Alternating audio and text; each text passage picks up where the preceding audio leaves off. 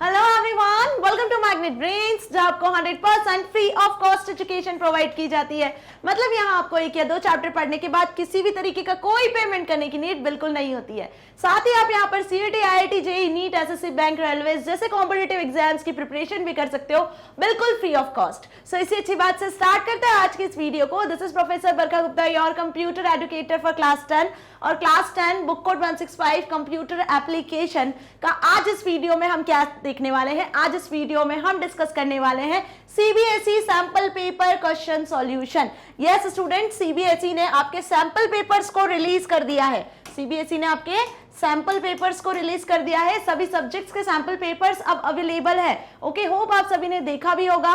नहीं भी देखा है तो आज इस वीडियो में हम कंप्यूटर एप्लीकेशन के सैंपल पेपर को डिटेल में डिस्कस करने वाले हैं, जो आपकी एग्जाम के लिए बहुत ज्यादा हेल्पफुल है। क्योंकि ईयर 22-23 में जो भी स्टूडेंट्स हैं कंप्यूटर एप्लीकेशन जिनका सब्जेक्ट है, वो ध्यान से सुन लीजिए। आपका आज का ये जो वीडियो है आपको हेल्प करेगा कि आपका एग्जाम पैटर्न कैसा होगा, कितने सेक्शंस में आपका पेपर डिवाइड होगा, क्या क्या मार्किंग स्कीम होगी, कितने टाइप के क्वेश्चंस आने हैं। ओके, सो ये अंदाजा आपको लग जाना है कि आपका बोर्ड एग्जाम का पेपर एक्चुअली कैसा होने वाला है। सो आज की ये जो वीडियो है कहीं ना कहीं आपके लिए 100% यूजफुल है, ताकि आपको ये पता चल सके कि आपका जो बोर्ड पेपर है वो किस पैटर्न पर बेस्ड होगा, किस तरीके से चैप्टर्स से क्वेश्चंस आने हैं और आपको क्या क्या आंसर में लिखकर आना है, किस तरीके से आंसर करके आना है। राइट, सो यदि वीडियोस आपने नहीं देखी है क्लास 10 कंप्यूटर एप्लीकेशन की, तो डिस्क्रिप्शन बॉक्स में प्लेलिस्ट अवेलेबल है, पूरी की पूरी प्लेलिस्ट, जिसमें सारे चैप्टर्स हम कवर कर चुके हैं with the MCQs, with the question answers, one shot and everything.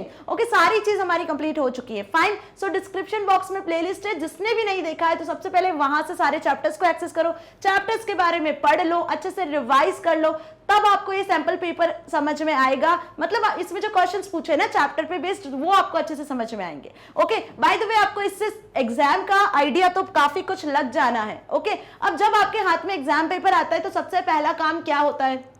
सबसे पहला काम होता है कि हमें कुछ इंस्ट्रक्शंस दी होती है, वही इंस्ट्रक्शंस हमें सबसे पहले रीड करनी होती है। जब आप इंस्ट्रक्शंस अच्छे से रीड कर लेते हो, ओके, तब आपको पता चलता है कि कितने क्वेश्चंस है, कितने मार्क्स के हैं, कैसे आंसर लिखना है, कहाँ चॉइस है आपको, कहाँ चॉइस नहीं है। ओके, इंस्ट्रक्शंस में आपको सारी चीजें वेल डिफाइंड वे में मेंशन रहती हैं। ओके, सो उसी के अकॉर्डिंग हम सबसे पहले सैंपल पेपर में जो आपको इंस्ट्रक्शंस दिए वो पढ़ लें, ताकि आपको होल सैंपल पेपर अच्छे से समझ में आ सके।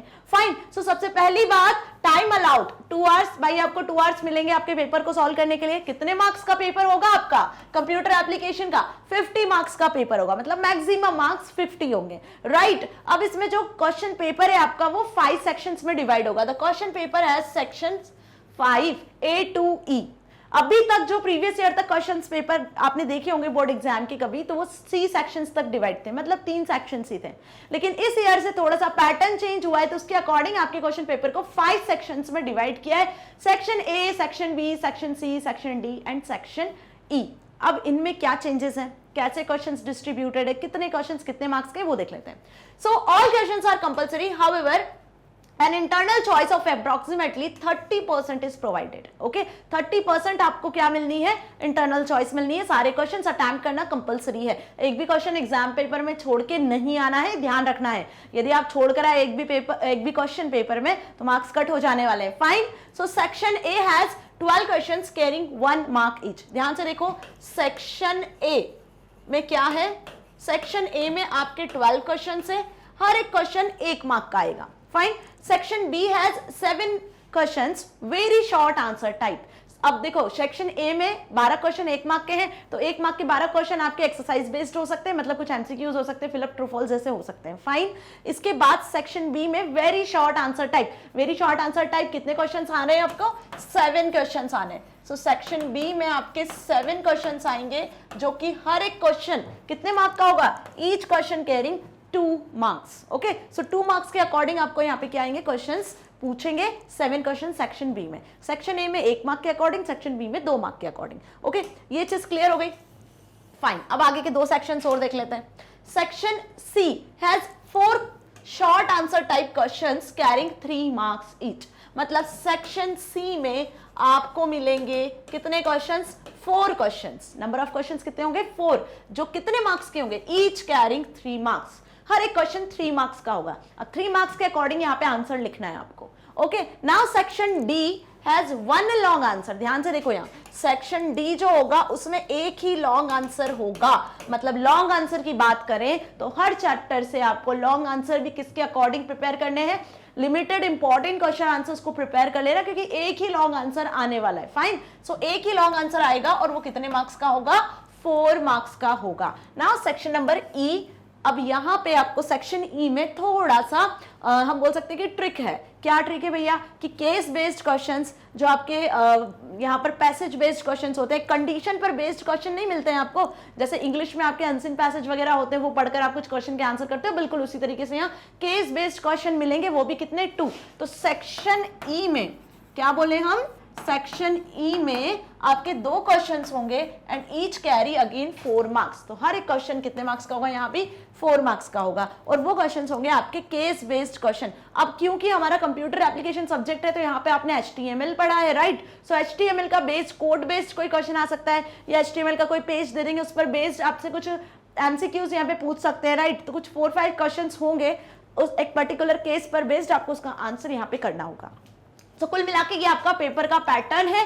Section A B C D E 5 sections है, हर एक सेक्शन में क्वेश्चंस है 1 2 3 4 मार्क्स के अकॉर्डिंग, ओके, और इन्हीं के अकॉर्डिंग आपको आंसर्स प्रिपेयर करना है और आंसर लिखना है। तो होप आपको ये तो आइडिया लग गया है कि आपके एग्जाम में जो चैप्टर्स आ रहे हैं उन चैप्टर्स से आपको कितने मार्क्स के अकॉर्डिंग पेपर में क्वेश्चंस पूछे जाएंगे, है ना। सो यहाँ पे 1 मार्क, 2 मार्क, 3 मार्क्स और 4 मार्क्स के अकॉर्डिंग क्वेश्चन पूछे जाएंगे। अब आपको सारी डेफिनेशंस अच्छे से कर लेनी है, गिव रीजन वाले क्वेश्चंस अच्छे से कर लेने हैं, ठीक है। या फिर हम प्रैक्टिकल की बात करें तो HTML में हर एक टैग के बारे में आपको नॉलेज होना चाहिए, एक वेब पेज आप किस तरीके से डिजाइन कर सकते हो, नेसेसरी टैग्स कौन से होते हैं वो पता होना चाहिए। इंटरनेट की जितनी भी टर्मिनोलॉजीज हमने देखी है अभी तक वो सभी आपको अच्छे से समझ में आनी चाहिए, क्योंकि उनके एडवांटेज, उनके डिसएडवांटेज, उनका feature, what are the work of this website, ऐसे कुछ क्वेश्चंस बनते हैं 2 3 4 मार्क्स में, राइट। समझ में आ गई मेरी बात अच्छे से, ओके। सो चलो अब हम स्टार्ट कर लें सैंपल पेपर को, कि ये जो पैटर्न अभी हमने डिस्कस किया, जो इंस्ट्रक्शंस हमने देखी है उसके अकॉर्डिंग कैसे क्वेश्चंस पूरे सैंपल पेपर में दिए हुए हैं, ओके। सो सेक्शन ए, जैसा कि मैंने बताया कि 1 मार्क के क्वेश्चन यहां पर पूछेंगे आपसे 12 क्वेश्चन, ओके, मतलब 12 मार्क आपके पक्के हो जाएंगे यदि आपने अच्छे से सारे वीडियो लेक्चर्स देखे हैं मेरे, तो राइट, क्योंकि हम टेस्ट पेपर्स भी डिस्कस कर चुके हैं जिसमें हमने बहुत सारे एमसीक्यूज को भी डिस्कस किया, इवन हर चैप्टर के एमसीक्यूज अवेलेबल है वीडियो में, ओके। यहाँ पर मैग्नेट ब्रेन्स पे आपको हर चैप्टर के एमसीक्यूज भी अवेलेबल है, तो आप उन एमसीक्यूज को देखोगे तो ऑब्वियस आपके ये एमसीक्यू वाला पार्ट तो सभी चैप्टर्स का कंप्लीट हो जाएगा, 12 मार्क्स आपके एग्जाम के पक्के हो जाने हैं। Fine. So question number 1 is dash refers to the gap between those who have access to technology and those who do not. अब यहाँ पे आपको एक फिलअप के फॉर्म में क्वेश्चन पूछा है कि dash refers to the gap between those who have access to technology, okay, and those who do not. उस गैप को हम क्या कहते हैं, जो गैप कुछ पीपल टेक्नोलॉजी को एक्सेस कर पा रहे हैं और कुछ पीपल जो टेक्नोलॉजी को एक्सेस नहीं कर पा रहे, तो इस गैप को एक्चुअली क्या कहा गया है। अब देखो आज भी कुछ ऐसी विलेजेस हैं जहां तक टेक्नोलॉजी नहीं पहुंची है ना, आज भी ऐसी विलेजेस एग्जिस्ट करती हैं जो लोग इंटरनेट को एक्सेस नहीं कर पा रहे, डिजिटल वर्ल्ड को एक्सेस नहीं कर पा रहे, डिजिटली कनेक्ट नहीं हो पा रहे लोगों से, ओके। और जो आपको सर्विसेज दे रहा है इंटरनेट, जितनी भी वेबसाइट, सर्विसेज, प्रोडक्ट्स आपको दे रहा है, आप उनको एक्सेस नहीं कर पा रहे हो, है ना। सो ये गैप क्या कहलाता है, इस गैप को आप डिजिटल डिवाइड कहते हो, डिजिटल यूनिटी कहते हो, फ्रीडम ऑफ इंफॉर्मेशन कहते हो, या प्राइवेसी। सो देखो देखो ऑफ इंफॉर्मेशन तो बिल्कुल नहीं कहेंगे क्योंकि जो क्वेश्चन दिया उसके जस्ट रेसिप्रोकल है वर्ड, प्राइवेसी भी नहीं कहेंगे, राइट, और डिजिटल यूनिटी भी इसका जस्ट रेसिप्रोकल है। तो ये 3 वर्ड तो हमें क्या दिख रहे हैं, ऑपोजिट दिख रहे हैं। अब digital divide is the correct answer, why, क्यों, क्योंकि वो पीपल जो टेक्नोलॉजी को बहुत अच्छे से एक्सेस कर पा रहे हैं, लेकिन जो पीपल टेक्नोलॉजी के एक्सेस नहीं कर पा रहे हैं ड्यू सम सर्टेन रीजन, सो इस गैप को हम कहते हैं डिजिटल डिवाइड। कहीं ना कहीं वो डिजिटली डिवाइड है ना, डिजिटली जो इंटरनेट है उनकी सर्विसेज को एक्सेस नहीं कर पा रहे हैं, कंप्यूटर, पीसी, लैपटॉप जो टेक्नोलॉजी के साथ डिवाइसेस हैं उनको एक्सेस नहीं कर पा रहे हैं, राइट। सो इसे क्या कहते हैं हम, डिजिटल डिवाइड। याद रखना, कंफ्यूज मत होना इन ऑप्शंस में, ओके। इसे हमने इंटरनेट वाले चैप्टर में डिस्कस किया था डिटेल में। Now Which of this is an example of e-governance website? अब e-governance websites के कौन से इसमें एग्जाम्पल हैं ये आपको बताना है। तो सबसे पहले तो e-governance जान ले क्या होता है। भाई गवर्नमेंट भी आजकल हमारी डिजिटल हो गई है, राइट। सबको अच्छे से पता है कि गवर्नमेंट ने इतनी सारी वेबसाइट्स बना दी है, इतने सारे गवर्नमेंट पोर्टल्स आपको मिलेंगे जहां से आप जो भी आपकी गवर्नमेंट रिलेटेड सर्विसेज हैं वो आप एक्सेस कर पा रहे हो, राइट। आपको आधार कार्ड बनवाना है तो आप आजकल कंप्यूटर एमपी ऑनलाइन पे डिपेंड हो, हाँ आप खुद भी कर सकते हो, वेबसाइट आपके पास अवेलेबल है। आपको टैक्स पे करना है तो इनकम टैक्स वाली वेबसाइट अवेलेबल है, मतलब एवरीथिंग विल बी ऑनलाइन। अब सब कुछ ऑनलाइन होगा और हो गया है इनफैक्ट, राइट। सारी चीजें ऑनलाइन है, हम बोलते हैं ना कुछ भी काम है ऑनलाइन, सब अवेलेबल है। आप इलेक्ट्रिसिटी बिल ऑनलाइन पे कर सकते हो, आपको किसी कॉलेज में एडमिशन लेना है तो आप वो भी ऑनलाइन सर्च करते हो, राइट। मतलब सब चीजें, आपको ऑनलाइन शॉपिंग करना है, कुछ भी करना है तो आप ऑनलाइन कर सकते हो वर्क, राइट, क्योंकि सारी चीजें इंटरनेट पे ही अवेलेबल है। वहां से आपको कुछ सर्चिंग करना है तो वो भी आप कर सकते हो। सो ये सेकंड चैप्टर में हमने डिटेल में बहुत सारी सर्विसेज देखी थी, ई कॉमर्स देखा था, ई गवर्नेंस देखा था, ओके, ई लर्निंग देखा था, बहुत सारे टॉपिक्स देखे थे। सो होप आपको अब ई गवर्नेंस क्लियर है। अब यहाँ पे बताना है ई गवर्नेंस की कौन कौन सी वेबसाइट्स है। तो जब मैंने ई गवर्नेंस समझाया था वहां पे मैंने डिटेल में आपको एक डेडिकेटेड वीडियो इस टॉपिक पे बनाई हुई है, जिसमें हमने बहुत सारी वेबसाइट्स के बारे में भी पढ़ा था, ओके। सो देख लेते हैं, Amazon.com क्या ई गवर्नेंस वेबसाइट है? बिल्कुल नहीं है। क्यों नहीं है? रीजन इसका, Amazon.com क्या है? एक शॉपिंग पोर्टल है जहां से आप शॉपिंग कर सकते हो, ओके। तो एक ई कॉमर्स पोर्टल हम इसे बोल सकते हैं, राइट, ई कॉमर्स वेबसाइट बोल सकते हैं। cbse.nic.in एजुकेशनल वेबसाइट है, गवर्नेंट वेबसाइट नहीं है। india.gov.in देखो बहुत इजी है, आपको ऑप्शन में ही पता चल रहा है कि गवर्नमेंट वेबसाइट जनरली .gov.in से होती है, राइट। सो india.gov.in हमें समझ में आ रहा है कि हाँ ये करेक्ट आंसर हो सकता है। नेक्स्ट देख लो, brainly.gov.in ये भी तो गवर्नमेंट की वेबसाइट है, बट ये कौन सी वेबसाइट है? आपकी एजुकेशनल रिलेटेड वेबसाइट है। gov.in यहाँ पे रॉन्ग लिखा हुआ है, राइट, समझ में आया। ब्रेनली जो है आपका क्या है? एक एजुकेशनल वेबसाइट है, सो ये भी रॉन्ग हो गया। करेक्ट आंसर क्या है आपका? india.gov.in, check the answer, okay. india.gov.in जो है ये वेबसाइट है, ये गवर्नमेंट का वेब पोर्टल है जहां से आप different government related web services को एक्सेस कर सकते हो, ठीक है। आपको कहीं जाने की जरूरत नहीं है, आप ऑनलाइन रहकर यहाँ पे सारी सर्विसेज को एक्सेस कर सकते हो, okay. Now next is which one of the following is not an e-commerce website? अब यहाँ पे बताना है कौन सी ई-कॉमर्स वेबसाइट नहीं है। ई-कॉमर्स का मतलब क्लियर है ना, ई-कॉमर्स का मतलब यहाँ पे ऑनलाइन शॉपिंग से है, ठीक है। ऑनलाइन रहकर आप जो भी परचेसिंग करते हो, सेलिंग करते हो, प्रोडक्ट्स को खरीदते हो, बेचते हो, ओके, वो सारी जो प्रोसेस होती है उसे बेसिकली हम ई-कॉमर्स कहते हैं, ठीक है। तो यहाँ पर कौन से ऑप्शन को आपको सिलेक्ट करना है जो ई कॉमर्स वेबसाइट नहीं है? नॉट, ध्यान रखना, क्वेश्चन ध्यान से पढ़ोगे ना तो आंसर सही कर पाओगे। स्नैपडील ऑनलाइन शॉपिंग वेबसाइट है, अमेजॉन वो भी है, मिंत्रा ये भी है। अमेजॉन, स्नैपडील, मिंत्रा का नाम सभी ने सुना है, होप आप सभी ने शॉपिंग भी किया होगा, लेटेस्ट ऑफर देखते रहते होंगे आप, राइट। दीक्षा नाम की जो ऐप है, क्या ये ऑनलाइन शॉपिंग ऐप है? क्या नहीं है, ये एक एजुकेशनल वेबसाइट है, राइट। क्या है? एजुकेशनल वेबसाइट है। सो करेक्ट आंसर इज दीक्षा। दीक्षा क्या है? एक एजुकेशनल वेबसाइट है, ओके। यहाँ पे आपको एनसीईआरटी के सारे एप्स वगैरह मिल जाएंगे, जैसे कि हमारा मैग्नेट ब्रेन से बिल्कुल उस तरीके से। सो स्नैपडील, अमेजॉन, मिंत्रा ये क्या हो गए आपके शॉपिंग वेबसाइट से, ई कॉमर्स वेबसाइट से, बट दीक्षा नहीं है, okay. Next, which protocol is used to send an email over a network? okay? अब नेटवर्क में आप ईमेल शेयर करते हो, ईमेल सेंड करते हो किसी पर्टिकुलर अपने फ्रेंड को, या कंपनी में जो एम्प्लॉयज होते हैं वो मैनेजर्स को ईमेल सेंड करते हैं। तो ईमेल जनरली हम करते हैं, राइट, अपने अपनी नीड के अकॉर्डिंग आप ईमेल का यूज करते हो।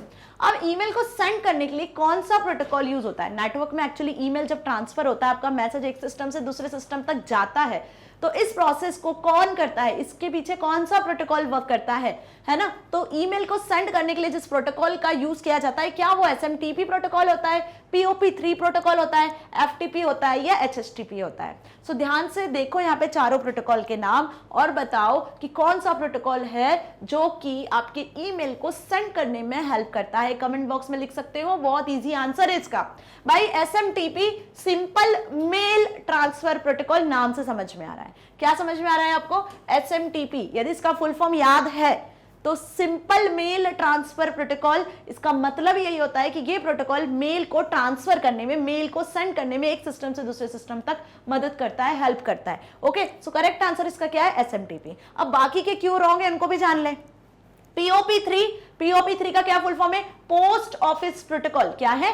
Post office protocol. सो ये जो POP प्रोटोकॉल है, इसकी मदद से आप मेल्स को रिसीव करते हो। एक सिस्टम से जब दूसरे सिस्टम पर ईमेल ट्रांसफर किया गया, भाई ये सेंडर है और ये रिसीवर है, राइट। सो यहाँ पे आपका मेल ट्रांसफर हो रहा है, ये सेंडर मेल को ट्रांसफर कर रहा है, शेयर कर रहा है सेंड कर रहा है, तो यहाँ पर इस सिस्टम पर SMTP प्रोटोकॉल वर्क करेगा, और ये जो रिसीवर है इस मेल को रिसीव कर रहा है ना, यहाँ पे ये रिसीव कर रहा है, तो एट दैट टाइम यहाँ पे वर्क करेगा आपका POP3 प्रोटोकॉल, क्योंकि रिसीवर मेल को रिसीव कर रहा है। तो POP3 जो प्रोटोकॉल है वो क्या करता है, मेल को रिसीव करने में हेल्प करता है, रिसीव करने के लिए यूज किया जाता है। लेकिन SMTP प्रोटोकॉल किस लिए यूज किया जाता है, मेल को ट्रांसफर करने के लिए, सेंड करने के लिए। ओके, इसके बाद देख लेते हैं FTP प्रोटोकॉल, इसका क्या फुल फॉर्म है जल्दी बता दो, कमेंट सेक्शन में लिख दो। फाइल ट्रांसफर प्रोटोकॉल, पता है ना सबको अच्छे से। सेकंड चैप्टर में हमने पूरे प्रोटोकॉल्स को भी डिस्कस किया है, फर्स्ट चैप्टर में भी हमने एक ब्रीफ प्रोटोकॉल को डिस्कस किया था, राइट। सो FTP protocol file transfer protocol, इसका काम होता है फाइल्स को ट्रांसफर करना।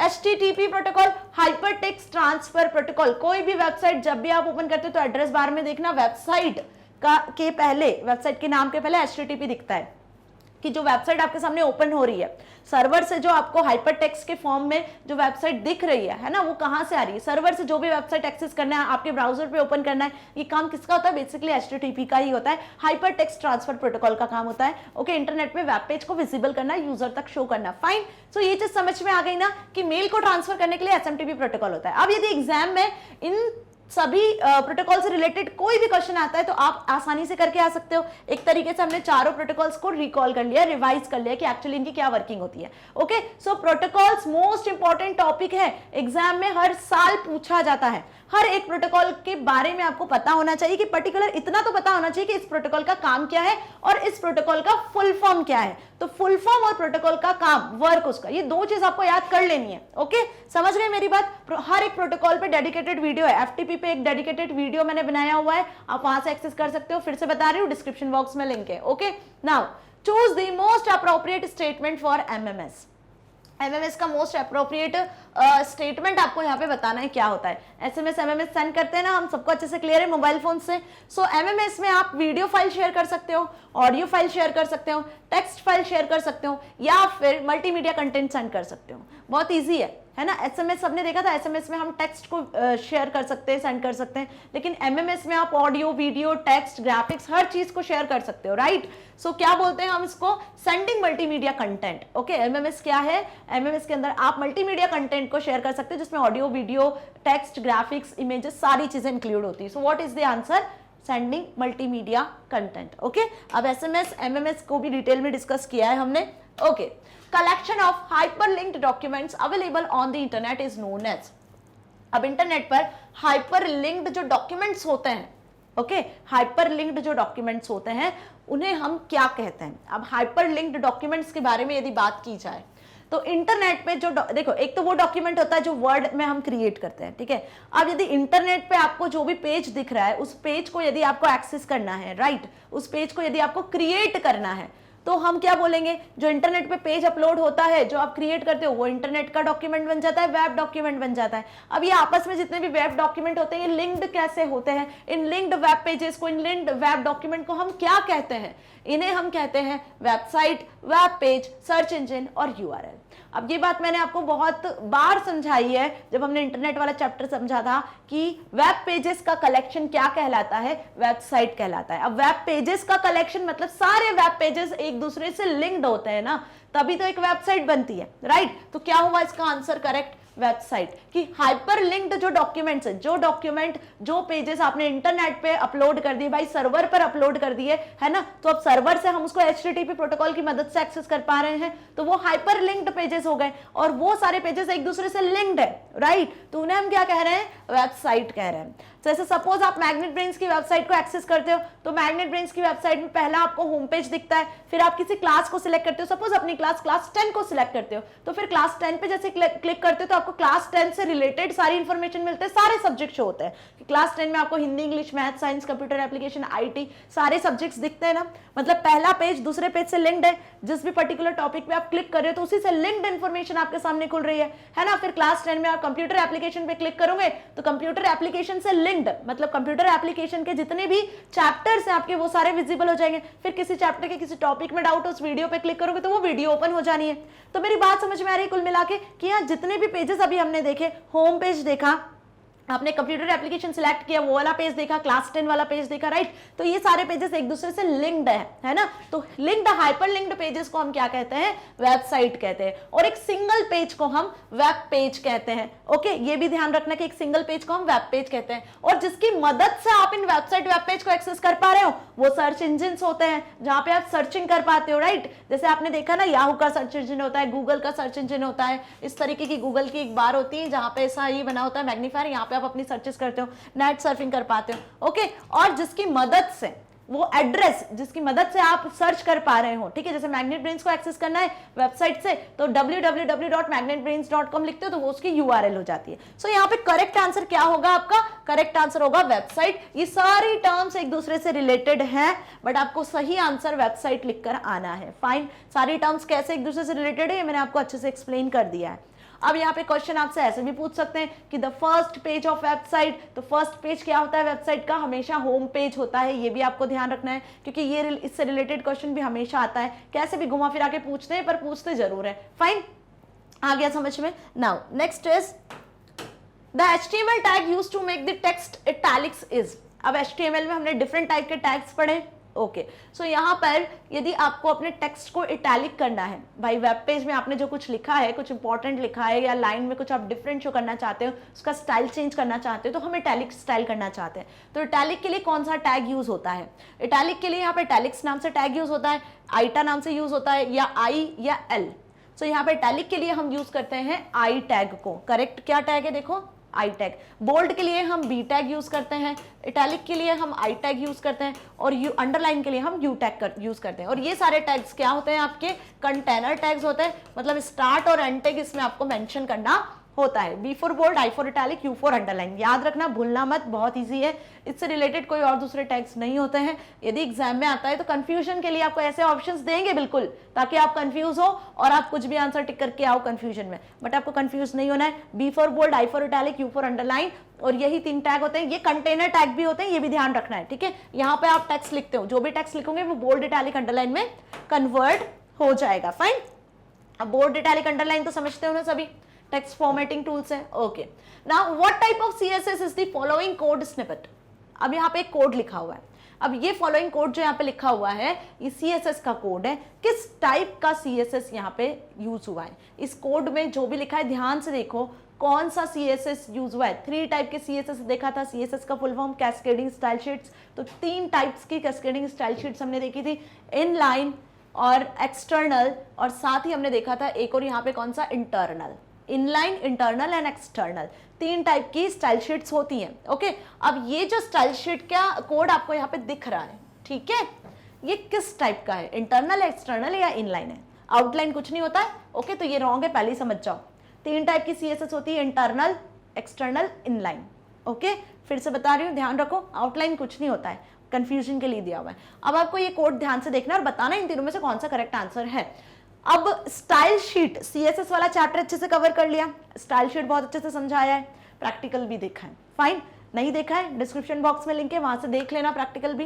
कोड देखोगे तो आपको खुद ही समझ में आ जाएगा। क्या बताया था मैंने इनलाइन स्टाइल शीट के बारे में, क्या बताया था, जब आप कोई लाइन लिख रहे हो, HTML का कोई सा भी टैग यूज कर रहे हो, उस टैग के साथ में ही यदि आपने स्टाइल ऐड कर दिया तो वो इनलाइन हो जाता है। यदि आपने किसी पर्टिकुलर टैग के साथ में एक HTML पेज बना लिया और उसको किसी और स्टाइल शीट के साथ में अटैच कर दिया, है ना, लिंक कर दिया, तो वो एक्सटर्नल हो जाता है। और यदि आप एक स्टाइल टैग का यूज कर लेते हो सेम वेब पेज में, तो वो इंटरनल हो जाता है। ये चीज मैंने समझाई थी। तो इंटरनल, एक्सटर्नल, इनलाइन, ये क्लियर है, एक बार फिर से समझ लेते हैं। ओके, ताकि आपको समझ में आ सके। भाई इनलाइन का मतलब क्या हुआ कि जो टैग आप स्पेसिफाई कर रहे हो, यहाँ पे टैग के साथ ही आपने स्टाइल को स्पेसिफाई कर दिया। ओके, तो ये इनलाइन हुआ। इंटरनल की बात करते हैं तो इंटरनल में हम एक स्टाइल टैग यूज कर लेते हैं। क्या यूज कर लेते हैं, एक स्टाइल टैग, और यहाँ पे आप फर्दर स्टाइल को स्पेसिफाई कर देते हो, और फिर आप अपने further head tag, HTML tag, body tag का यूज करते जाते हो। कि वेब पेज में ही आपने स्टाइल टैग यूज कर लिया, ताकि आपके वेब पेज में जो भी फॉर्मेटिंग आपको अप्लाई करनी है, जो स्टाइल्स आपको अप्लाई करनी है, वो हो जाए। एक्सटर्नल में क्या करते हैं, नाम से समझ में आ रहा है। एक्सटर्नल में हम पहले एक स्टाइल शीट बना लेते हैं। ठीक है, आपने एक स्टाइल शीट बना ली प्रॉपर, जिसमें आपने सारे स्टाइल्स को डिफाइन कर दिया, और इस वेब पेज के साथ में आप इस स्टाइल को लिंक कर देते हो। अब आप मल्टीपल वेब पेज के साथ में लिंक कर सकते हो इस स्टाइल को, तो ये कहलाता है आपका क्या, एक्सटर्नल, है ना। अब ये कोड देखो ध्यान से, तीनों में डिफरेंस समझ में आ गया ना, fine. H1 style is equals to colour colon blue. H1 क्या है आपका, हेडिंग टैग है, जिससे हेडिंग बोल्ड होती है, सबसे बिगर साइज में आपको हेडिंग्स दिखती है, तो हम H1 यूज करते हैं। H1 से लेकर H6 तक हेडिंग टैग्स होते हैं, ये क्लियर है ना। हमने जब HTML का बेसिक एलिमेंट वाला चैप्टर पढ़ा था उसमें हेडिंग के सारे टैग्स पढ़े थे, बेसिक से आप सभी को पता होगा। तो H1 टैग में ही क्या अप्लाई कर दिया, स्टाइल अप्लाई कर दिया। H1 टैग का ही हमने एक एट्रीब्यूट अप्लाई कर लिया यहाँ पे स्टाइल, जिसमें हमने क्या बताया कि जहां भी अब हेडिंग टैग होगा, H1 टैग होगा, वहां पे कलर ब्लू हो जाएगा। और अब ब्लू हेडिंग लिखा हुआ है और हेडिंग टैग को क्लोज कर दिया है, ठीक है। तो अब ब्लू हेडिंग जहां भी लिखा होगा वेब पेज में, वहां पे कलर क्या हो जाएगा, ब्लू हो जाएगा। ये स्टाइल हमने सेट किया, कहां पे सेट किया, टैग के साथ ही स्टाइल एट्रीब्यूट सेट कर दिया। तो एक ही लाइन में जहां टैग स्पेसिफाई किया उसी लाइन में हमने स्टाइल को यूज कर लिया। तो ये किस टाइप का स्टाइल हुआ, किस टाइप का CSS हुआ, तो ये होगा आपका इन लाइन। ओके, इंटरनल में स्टाइल टैग यूज करेंगे, एक्सटर्नल में हम अलग से स्टाइल शीट ही बना लेंगे एक वेब डॉक्यूमेंट के फॉर्मेट में। क्लियर हो गया ना अच्छे से, क्या होगा correct answer, inline. Check the answer, देखो inline is the correct answer, fine, अच्छे से समझ में आया। Now next is which tag is used to provide line break in HTML document. HTML document में लाइन ब्रेक करने के लिए, लाइन ब्रेक करने के लिए कौन सा टैग यूज होता है, P टैग, ऑब्वियस नहीं होता है P टैग, P टैग तो पैराग्राफ क्रिएट करने के लिए होता है ना। लाइन टैग नो, ये कंफ्यूज करने के लिए दिया है, लाइन नाम का कोई टैग एग्जिस्ट नहीं करता है HTML में।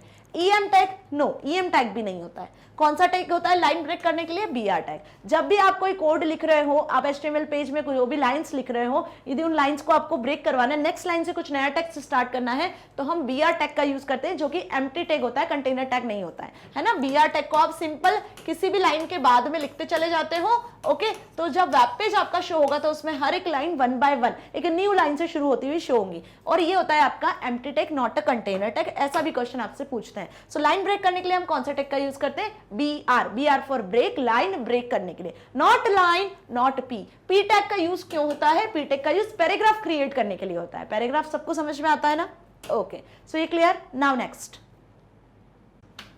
Question number 10, the attribute of the image tag used to specify the location of an image is. देखो अब ध्यान से, इमेज टैग सबको क्लियर है। यदि वेब पेज पे आपको कोई इमेज को इंसर्ट करना है ना, आप एक पेज बना रहे हो, वेब डॉक्यूमेंट बना रहे हो, वहां पे इमेज इंसर्ट करनी है, तो हम बेसिकली इमेज टैग का, IMG टैग का यूज करते हैं। अब IMG टैग एक एट्रीब्यूट है, स्पेशल एट्रीब्यूट इसमें, जिसके बिना वर्क नहीं करता है ना। वो कौन सा एट्रीब्यूट है, ओके, वो एट्रीब्यूट आपका IMG खुद है, SRC है, ऑल्ट है या नेम है। सो यहाँ पे IMG टैग के यदि एट्रीब्यूट्स आपने अच्छे से पढ़े हैं, इस वीडियो को अच्छे से देखा है जिसमें मैंने इमेज समझाया है कि इमेज किस तरीके से इंसर्ट करते हैं, ठीक है, कैसे किसी इमेज पे हम टेक्स्ट को एंटर करवा सकते हैं, इमेज के बारे में आप यदि इंफॉर्मेशन चाहते हो तो वो किस एट्रीब्यूट के थ्रू आती है, ये सब मैंने समझाया हुआ है। डिस्क्रिप्शन बॉक्स में अगेन लिंक है, वहां से आप इमेज टैग के बारे में डिटेल में समझ सकते हो। सो फिलहाल यहाँ पे क्या ऑप्शन होगा इसका, कौन सा एट्रीब्यूट होगा। सो इमेज एंटर करने के लिए, इमेज को वेब पेज पे शो करवाने के लिए हम जिस एट्रीब्यूट का यूज करते हैं वो एट्रीब्यूट है SRC। सो क्या होगा इसका करेक्ट आंसर, SRC। क्यों है भाई SRC, SRC का क्या फुल फॉर्म है। सो कोई भी इमेज यदि आपको वेब पेज पे डिस्प्ले करवानी है तो उसके लिए पहले आपके पास में इमेज तो होना चाहिए, है ना। जब आपके पास में इमेज होगी तभी आप उस इमेज को वेब पेज पे डिस्प्ले करवा पाओगे। तो आपने जहां पे भी इमेज अपनी स्टोर करके रखी हुई है सिस्टम में, डेस्कटॉप पे रखी है, C ड्राइव में, D ड्राइव में या किसी फोल्डर में, जहां भी आपकी इमेज होगी आप उसका पाथ मेंशन करोगे अपने कोड में। जहां पे आप HTML डॉक्यूमेंट क्रिएट कर रहे हो नोटपैड में, वहां पे आप इमेज टैग में, कौन से टैग में, इमेज टैग में क्या मेंशन करोगे, SRC एट्रीब्यूट के अंदर यहाँ पे उस फाइल का पूरा पाथ मेंशन करोगे। तभी तो इमेज टैग इस पर्टिकुलर पाथ पे जो फाइल होगी, जो भी इमेज होगी, उसे वेब पेज पे डिस्प्ले कर पाएगा, है ना। सो बिना इस SRC एट्रीब्यूट के आप इमेज टैग का यूज ही नहीं कर सकते हो। फाइन, बात समझ में आई। So the attribute of IMG tag used to specify the location of an image, image का पाथ, इमेज की लोकेशन बताने के लिए जिस एट्रीब्यूट का यूज किया जाता है इमेज टैग में, वो SRC एट्रीब्यूट होता है। इसका फुल फॉर्म होता है सोर्स, ओके, कि किस सोर्स से, किस पाथ से आपको इमेज को वेब पेज पे डिस्प्ले करवाना है, और यहाँ पे हम इमेज का पार्ट डबल इन्वर्टेड में मेंशन करते हैं। फाइन। अब इसके अलावा भी इमेज टैग के बहुत सारे एट्रीब्यूट्स होते हैं। करेक्ट आंसर तो हमने देख लिया, देख लो भाई, करेक्ट आंसर एसआरसी होता है, ठीक है। इसके अलावा आईएमजी टैग ही है तो आईएमजी एट्रीब्यूट तो हो नहीं सकता। ओके, नेक्स्ट देखो ऑल्ट, ALT। ऑल्ट एट्रीब्यूट क्यों यूज किया जाता है? ऑल्ट एट्रीब्यूट अल्टरनेट टेक्स्ट, क्या है इसका फुल फॉर्म? Alternate text.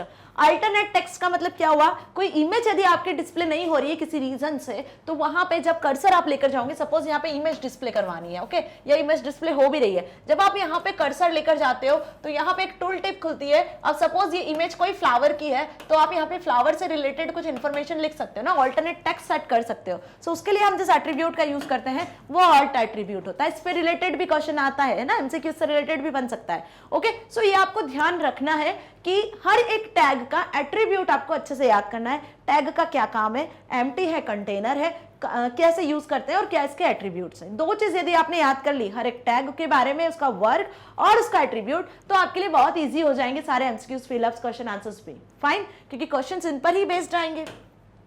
जो आगे हम केस बेस्ड स्टडी करने वाले हैं, केस बेस्ड क्वेश्चन देखने वाले हैं, वो इसी पर ही बेस्ड होते हैं, बेसिकली आपके टैग्स और उनके एट्रीब्यूट्स पर। फाइन, सो अच्छे से समझ में आ गया क्या है इसका correct answer? SRC. Now next question number 11। अब क्वेश्चन नंबर 11 और 12 जो है ये 1-1 मार्क के ही क्वेश्चन है, 12 तक 1-1 मार्क्स के ही चल रहे हैं, लेकिन 11-12 जो क्वेश्चन है वो आपके असर्शन और रीजनिंग बेस्ड है। ओके, यहाँ पर कुछ असर्शन है, कुछ रीजन है, जिन पर बेस्ड आपको कुछ ऑब्जेक्टिव टाइप क्वेश्चन को सॉल्व करना है। अब ध्यान से पढ़ लेते हैं हम, डायरेक्शन दी हुई है यहाँ पर। Question number 11-12 are assertion and reason type. पहली चीज, each question consist of 2 statement. हर क्वेश्चन में 2 स्टेटमेंट मिलेंगे आपको, namely assertion A and reason R. Assertion को ए से इंडिकेट किया गया है, रीजन को आर से इंडिकेट किया गया है। 2 आपको यहाँ पे स्टेटमेंट मिलेंगे। Select the most suitable option considering the assertion and reason. आपको जो ऑप्शंस दिए रहेंगे ABCD, इनमें से आपको करेक्ट आंसर को सिलेक्ट करना है। ओके, कि असर्शन ए और रीजन दोनों सही है, या कोई एक सही है एक गलत है, या दोनों गलत है। ऐसे कुछ ऑप्शंस आपको यहाँ पे मिलेंगे। ओके, जैसे आपको दिख रहे हैं। सो अब हम असर्शन और रीजन का क्वेश्चन पढ़ते हैं और इसके बिहाफ पे देखते हैं कि कौन सा करेक्ट आंसर होगा। ओके, सो असर्शन ए आपको दिया हुआ है, HTML is a markup language. HTML markup language है। सेकंड आपको दिया हुआ है, HTML is used to structure और format text with the help of predefined text tags. HTML को यूज किया जाता है, HTML में आप वेब डॉक्यूमेंट क्रिएट करते हो, किन की मदद से? पहले से प्री डिफाइंड बने जो टैग्स हैं उनकी मदद से। सो दोनों जो आपको असर्शन और रीजन दिए हुए हैं, जो दोनों स्टेटमेंट दिए हुए हैं, क्या लगते हैं आपको करेक्ट है या नहीं है? दोनों जो स्टेटमेंट है क्या लगता है आपको करेक्ट है या नहीं है? कमेंट सेक्शन में लिखो जल्दी से। करेक्ट है भाई, दोनों करेक्ट है, क्योंकि जब HTML पढ़ा था इसका फुल फॉर्म ही होता है हाइपर टेक्स्ट मार्कअप लैंग्वेज। तो ऑब्वियस HTML क्या है? एक मार्कअप लैंग्वेज है ना। सो वेब पेज पे आपको जो भी डिजाइन क्रिएट करना है, टेक्स्ट लिखना है, इमेज बनाना है, जो भी लिखना है आपको, है ना, आप उसको कैसे मार्कअप कर रहे हो, किस तरीके से बना रहे हो, यहाँ पे आप कुछ प्री डिफाइंड टैग्स का यूज कर रहे हो ना। टैग के फॉर्मेट में ही हम वेब पेज को डिजाइन कर पा रहे हैं, राइट। तो दोनों एक दूसरे से रिलेटेड है। क्यों है मार्कअप लैंग्वेज? रीजन यही है क्योंकि यहाँ पे प्री डिफाइंड टैग्स होते हैं, वो एक फॉर्मेट में बने होते हैं, एक उनका रूल होता है किस तरीके से उनको यूज करना है। लाइक कोई भी टैग को आपको एंगुलर ब्रैकेट में लिखना है ना, जिस भी टैग को आप लिख रहे हो, ये उसका स्टार्ट टैग इस तरीके से होता है, एंड टैग इस तरीके से होता है। ठीक है, समझ में आया? HTML टैग की बात करते हैं तो HTML टैग का स्टार्ट टैग एंड टैग होता है। जो भी कोड है आप पूरा टैग के फॉर्मेट में उसी के अंदर लिखते हो ना। HTML टैग स्टार्ट करते हो और सारी चीजें आप HTML टैग के अंदर ही लिखते हो। ये इसका स्टार्टिंग पॉइंट, एंडिंग पॉइंट, और यहाँ पे आप सारे टैग्स को ही यूज करते हो। तो HTML मार्कअप लैंग्वेज है। यस, क्यों है? क्योंकि यहाँ पे जो भी आप वेब पेज क्रिएट करते हो वो प्री डिफाइंड टैग्स होते हैं, एक स्ट्रक्चर में होते हैं, एंगुलर ब्रैकेट्स में होते हैं, रूल्स होते हैं उनके कुछ, उनके फॉर्मेट में ही हम उसको लिखते हैं और वेब पेज रेडी करते हैं। So both assertion and reason are correct, यही इसका करेक्ट आंसर है। अब ऑप्शंस देख लो क्या ये दिया हुआ है जो हमने सोचा है correct answer. Both assertion and reason are true and reason R is correct explanation of assertion A. जो आर है, जो रीजन है, वो इसका करेक्ट एक्सप्लेनेशन है। यस, हमने देखा दोनों ट्रू है। यस, ये भी हमने देखा। तो first option is the correct answer. बाकी के देख ले, बाकी क्या दिए हुए हैं। Both assertion A reason are true but reason R is not correct explanation of assertion है। फॉल्स। भाई ये तो करेक्ट दिया हुआ है ना।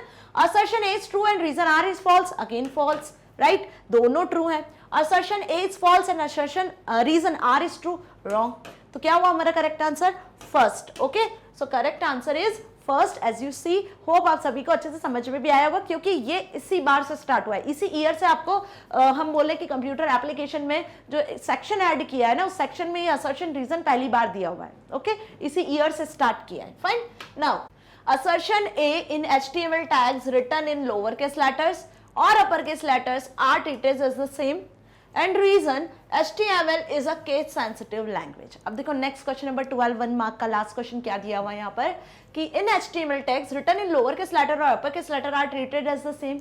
मतलब HTML में आप जो भी टैग लिखते हो, यदि आप उसे लोअर केस में या अपर केस में लिखते हो तो दोनों सेम होते हैं। Okay, HTML is a case sensitive language। क्या HTML case sensitive language है? ये जो assertion दिया है इसका करेक्ट रीजन है या नहीं है? तो जल्दी से बता दो, क्या HTML case sensitive language है? बिल्कुल नहीं है। HTML case sensitive language नहीं है, is not case sensitive। यहाँ पे आप जो भी टैग लिखते हो, आइदर उसको स्मॉल लेटर में लिखो या कैपिटल लेटर में लिखो, वो रेंडर होता है वेब पेज पे, उसके अकॉर्डिंग जो भी टेक्स्ट है डिस्प्ले होता है ना। सो यहाँ पे जो assertion दिया है वो तो सही है, लेकिन उसका जो रीजन है वो रॉन्ग है ना। सो क्या समझ में आया हमें कि असर्शन तो सही दिया है, मतलब ए जो है वो तो करेक्ट है कि HTML में जो भी टेक्स्ट आप टैग लिखते हो वो लोअर केस और अपर केस दोनों एक जैसे ट्रीट होते हैं, but HTML is not case sensitive language, है ना। यहाँ पे जो रीजन है वो रॉन्ग दिया हुआ है। क्या लिखा है कि HTML is a case sensitive language. तो क्या होगा इसका correct answer? both assertion and reason are true and reason is correct explanation of assertion है, no false ना। assertion क्या है? सही है but reason wrong है। both assertion A and reason are true but reason R is not a correct explanation of assertion। क्या लिखा है? बहुत ध्यान से समझो, both assertion and reason are true, फिर यहाँ पे wrong हो गया है ना कि reason true नहीं है। assertion A is true and reason R is false। yes, ये सही लग रहा है हमको कि assertion A तो सही लिखा है बट उसका जो reason दिया हुआ है वो false है ना। assertion A is false and reason R is true, false। तो क्या हो गया करेक्ट आंसर आपका? C, that is assertion A is true। yes, HTML में जो टैग्स आप स्पेसिफाई करते हो स्मॉल लेटर में करो या कैपिटल लेटर में करो सेम होते हैं, क्योंकि HTML केस सेंसिटिव लैंग्वेज नहीं है, यही इसका रीजन है। ओके, तो रीजन फॉल्स लिखा है यहाँ पे लेकिन असर्शन सही दिया है। करेक्ट, समझ में आ गया? Alright, now section B. अब सेक्शन ए में जो 12 क्वेश्चन है एमसीक्यू बेस्ड वो हमने खत्म कर लिया। होप आप सभी को समझ में आए। अब इसी से रिलेटेड कुछ क्वेश्चन ही आपके एग्जाम में आएंगे, ये ध्यान रख लेना। प्रोटोकॉल से रिलेटेड ही कुछ क्वेश्चंस पूछेंगे, इस तरीके से HTML से रिलेटेड असर्शन बेस्ड आएंगे, हो सकता है इंटरनेट पे बेस्ड भी कुछ असर्शन रिलेशन आ सकते हैं। फाइन, इंटरनेट सर्विसेज के बारे में, ई governance, e learning, e commerce पर बेस्ड कुछ क्वेश्चंस आएंगे। फाइन, सो आपको ये आइडिया लग गया कि किस तरीके से एमसीक्यूज पूछे जाएंगे, है ना। और कितने क्वेश्चंस आएंगे? 12 क्वेश्चंस आएंगे, जिनमें से 11-12 क्वेश्चन जो होंगे वो आपके असर्शन रीजन बेस्ड होंगे और फर्स्ट टू 10 जो होंगे वो प्रॉपर आपके ऑब्जेक्टिव टाइप होंगे। Okay, now 13th question, what is the e learning. अब सेक्शन बी स्टार्ट हो रहा है, 2 मार्क्स के क्वेश्चन यहाँ पे पूछेंगे आपसे, 7 क्वेश्चन 2 मार्क्स के होंगे। ई लर्निंग क्या होता है? Name any one Indian e learning website. ई लर्निंग क्या होता है? मैं आपको पढ़ा रही हूँ, आप सभी मुझसे सीख रहे हो ना। कंप्यूटर एप्लीकेशन के जितने भी वीडियो लेक्चर्स आप सभी ने समझे, सीखे, समझ में भी आए, है ना। हम किसका यूज करके यहाँ पे पढ़ रहे हैं, पढ़ा रहे हैं? हम यहाँ पे यूज कर रहे हैं ऑनलाइन प्लेटफॉर्म को, ठीक है, जिसमें हम कुछ डिवाइसेस का यूज कर रहे हैं, ठीक है, like mobile phone, laptop, PC, internet service का यूज कर रहे हैं। यदि ये आपके पास नहीं होगी तो क्या आप इलेक्ट्रॉनिक लर्निंग कर पाओगे? नहीं ना। इसी को तो हम क्या कहते हैं? Electronic learning. अब इलेक्ट्रॉनिक लर्निंग आपको बहुत सारे प्लेटफॉर्म से अलग अलग टाइप से मिल सकती है। जैसे यदि हम मैग्नेट ब्रेन्स की बात करते हैं तो मैग्नेट ब्रेन्स में आप वेबसाइट से भी वीडियोस को एक्सेस कर सकते हो, यूट्यूब से भी वीडियोस को एक्सेस कर सकते हो, साथ ही आप हमारा जो प्ले स्टोर पे ऐप है, मोबाइल ऐप है, वहां से भी एक्सेस कर सकते हो। सो अलग अलग प्लेटफॉर्म से आपको हमारे वीडियो लेक्चर्स मिल सकते हैं, राइट। आप कंप्यूटर एप्लीकेशन के वीडियो लेक्चर्स को एक्सेस कर सकते हो। So what is this? This is called e learning. Okay, और इसके लिए कौन कौन सी वेबसाइट्स है, उन वेबसाइट्स के नाम आपको स्पेसिफाई करने हैं। सो आपकी मोस्ट फेवरेट वेबसाइट का नाम आप मेंशन करके आ सकते हो, www.magnetbrains.com। ओके, समझ में आया अच्छे से? So e learning refers to a learning system that we can obtain through the internet using an electronic device. Obvious, e learning क्या हुआ? ई लर्निंग वो लर्निंग सिस्टम है जिसमें हम क्या करते हैं, इंटरनेट की मदद से, इलेक्ट्रॉनिक डिवाइस की मदद से पढ़ाई करते हैं, सीखते हैं। सो जो एम्प्लॉयज को आजकल ट्रेनिंग वगैरह भी दी जाती है ना कंपनीज के थ्रू, तो वो भी आजकल इलेक्ट्रॉनिक मीन्स से ही प्रोवाइड की जाती है। आजकल ऑनलाइन इंटरव्यूज कंडक्ट किए जाते हैं, राइट। वीडियो कॉन्फ्रेंसिंग जैसी फैसिलिटीज को यूज किया जाता है, सर्विसेज को यूज किया जाता है। ओके, सो ई लर्निंग क्या हुआ, ये अच्छे से क्लियर लिखा है, जो लिख कर आ सकते हो, अपने ओन वर्ड्स में भी आंसर लिख कर आ सकते हो। इट इज नॉट कंपल्सरी, जैसा लिखा है बिल्कुल वर्ड टू वर्ड आप बुक की लैंग्वेज में लिख कर आओ। फाइन, ऐसे टॉपिक्स है, सारे प्रैक्टिकल टॉपिक्स है जो डेली आप यूज करते हो, देखते हो, सभी से इसको यूज करते हो। अब आपको यहाँ पे एग्जांपल लिखना है, तो यहाँ पे एग्जांपल आपके सैंपल पेपर में https://swayam.gov.in का लिखा है, आप magnetbrains.com का भी लिख कर आ सकते हो। जिस लर्निंग ऐप को आप यूज करते हो, आप अपने स्कूल की वेबसाइट का भी यहाँ पे नाम लिख कर आ सकते हो, क्योंकि कहीं ना कहीं वो भी आपको क्या कर रहे हैं, इलेक्ट्रॉनिक मीन्स से ही सर्विसेज प्रोवाइड कर रहे हैं। Fine, now write any 2 disadvantages of e shopping और write any 2 advantages of e groups. अब देखो क्वेश्चन नंबर 14 में आपको दिया हुआ है इंटरनल चॉइस। इंस्ट्रक्शंस में क्या देखा था, 30% आपको चॉइस मिलेगा पेपर में, 100% पेपर है पूरा, उसमें 30% आपको चॉइस मिलना है। तो क्वेश्चन नंबर 14 में हमने पहला चॉइस वाला क्वेश्चन देखा है, जिसमें आपको ई शॉपिंग के एडवांटेज लिखना है, वो भी 2 डिसएडवांटेज है ना, और ई ग्रुप के 2 एडवांटेज लिखना है। अब जो आपको आता हो दोनों में से वो आप अटेम्प्ट कर सकते हो। मैंने यहाँ पे दोनों के आंसर आपको समझाए हैं, ओके, दोनों चीज के यहाँ मैंने आंसर आपको लिखे हुए, जो इजी लगे आप वो लिखकर आ सकते हो। अब e shopping, e group, e governance, e learning, ये सब हमने चैप्टर नंबर 2 में पढ़ा है, सब पर एक एक डेडिकेटेड वीडियो है स्टूडेंट्स। जिसने भी नहीं देखी है, आई एम रिपीटिंग अगेन, आप वीडियोस देखो, समझो, सीखो टॉपिक को। फाइन, क्योंकि आप समय नहीं है हमको। Okay, so disadvantage of e shopping, E shopping सभी करते हैं ना, ओके, सभी अपनी ऑनलाइन जो फेवरेट ऐप है, सॉफ्टवेयर ऐप है, उसका यूज करते हो शॉपिंग के लिए, मिंत्रा का, स्नैपडील का, अमेजोन का, फ्लिपकार्ट का, जिसका भी आप यूज करते हो। तो क्या देखते हो आप, क्यों करते हो भाई ऑनलाइन शॉपिंग, क्या एडवांटेज है इसके या क्या डिसएडवांटेज है इसके? तो एडवांटेज भी पूछ सकते हैं, डिसएडवांटेज भी पूछ सकते हैं आपसे, ठीक है। यहाँ पे आपसे डिसएडवांटेज पूछे, तो इसलिए फिर से बता रही हूँ कि जितने भी चैप्टर 2 के टॉपिक्स हैं, सर्विसेज है, सबके एडवांटेज, डिसएडवांटेज और कौन सी एप्लीकेशन है जो आपको प्रोवाइड कर रही है, उनके नाम याद कर लेना। ओके, ये 100%, 110% में श्योर हूं आपके एग्जाम पेपर में आने वाला है। क्लियर? सो क्या डिसएडवांटेज हुआ है, lack of interaction and delay in delivery. Okay, यहाँ पे आप क्या करते हो, थोड़ा सा इनकन्वीनियंट हो जाते हो, लाइक कि आपने कुछ ऑर्डर किया है, अब वो 10 दिन बाद आएगा, आप तक पहुंचेगा, तो डिले इन डिलीवरी, ये क्या हो गया, एक डिसएडवांटेज हो गया। प्रॉपर आप इंटरैक्ट नहीं कर पा रहे हो शॉपकीपर के साथ, जो उसके प्रोडक्ट सर्विसेज उनको सही तरीके से एक्सेस नहीं कर पा रहे हो, कहीं ना कहीं एक स्मॉल अमाउंट में लैक ऑफ इंटरैक्शन होता है। Okay, so lack of interaction and delay in delivery क्या हो गए, इसके 2 डिसएडवांटेज हो गए। आप और भी लिख सकते हो। Fine, now any other valid disadvantage जो भी आपको समझ में आए, 2 डिसएडवांटेज लिखकर आना, क्योंकि 2 मार्क्स का क्वेश्चन है और 2 ही पूछे भी हैं। अब ये आपसे एडवांटेजेस के फॉर्म में भी पूछ सकते हैं। Now write any 2 advantages of E group. अब ई ग्रुप के आपको 2 एडवांटेज बताना है, तो यहाँ पे ई ग्रुप के 2 डिसएडवांटेज भी पूछ सकते हैं। फाइन, सो क्या पूछे disadvantage, advantages like it helps in learning more, it increases your understanding of a subject or a lesson. Okay, it helps in generating more ideas about a topic. E groups में क्या होता है, group create होते हैं, community form होती है जिसमें कुछ मेंबर्स होते हैं, एक टॉपिक को डिस्कस करते हैं, एक कंक्लूजन तक पहुंचते हैं, जैसे न्यूज ग्रुप्स वगैरह जो आपने सुने होंगे, है ना। सो ई ग्रुप्स का क्या एडवांटेज हुआ कि ये लर्निंग के लिए बहुत ज्यादा हेल्पफुल होता है। यहाँ पे आप अपनी अंडरस्टैंडिंग को बढ़ा सकते हो, किसी एक टॉपिक पे आप डिटेल डिस्कस कर सकते हो, है ना। यहाँ से जो लोग हैं ग्रुप में, जो कम्युनिटी होती है, जो मेंबर होते हैं, उनके मोर आइडियाज जनरेट होते हैं। ओके, सो ये आइडियाज को जनरेट करने में हेल्प करता है। क्लियर, लर्निंग में हेल्प करता है ई ग्रुप। फाइन, सो यहाँ पे 2 एडवांटेज आपने लिखे, इसके अलावा भी बहुत सारे एडवांटेज है जो आप मेंशन करके आ सकते हो, बट लिखना आपको 2 ही है क्योंकि 2 मार्क्स में पूछा है। Clear? Now what is the hypertext link, give the name and the syntax for the HTML tag which is used for creating hypertext link.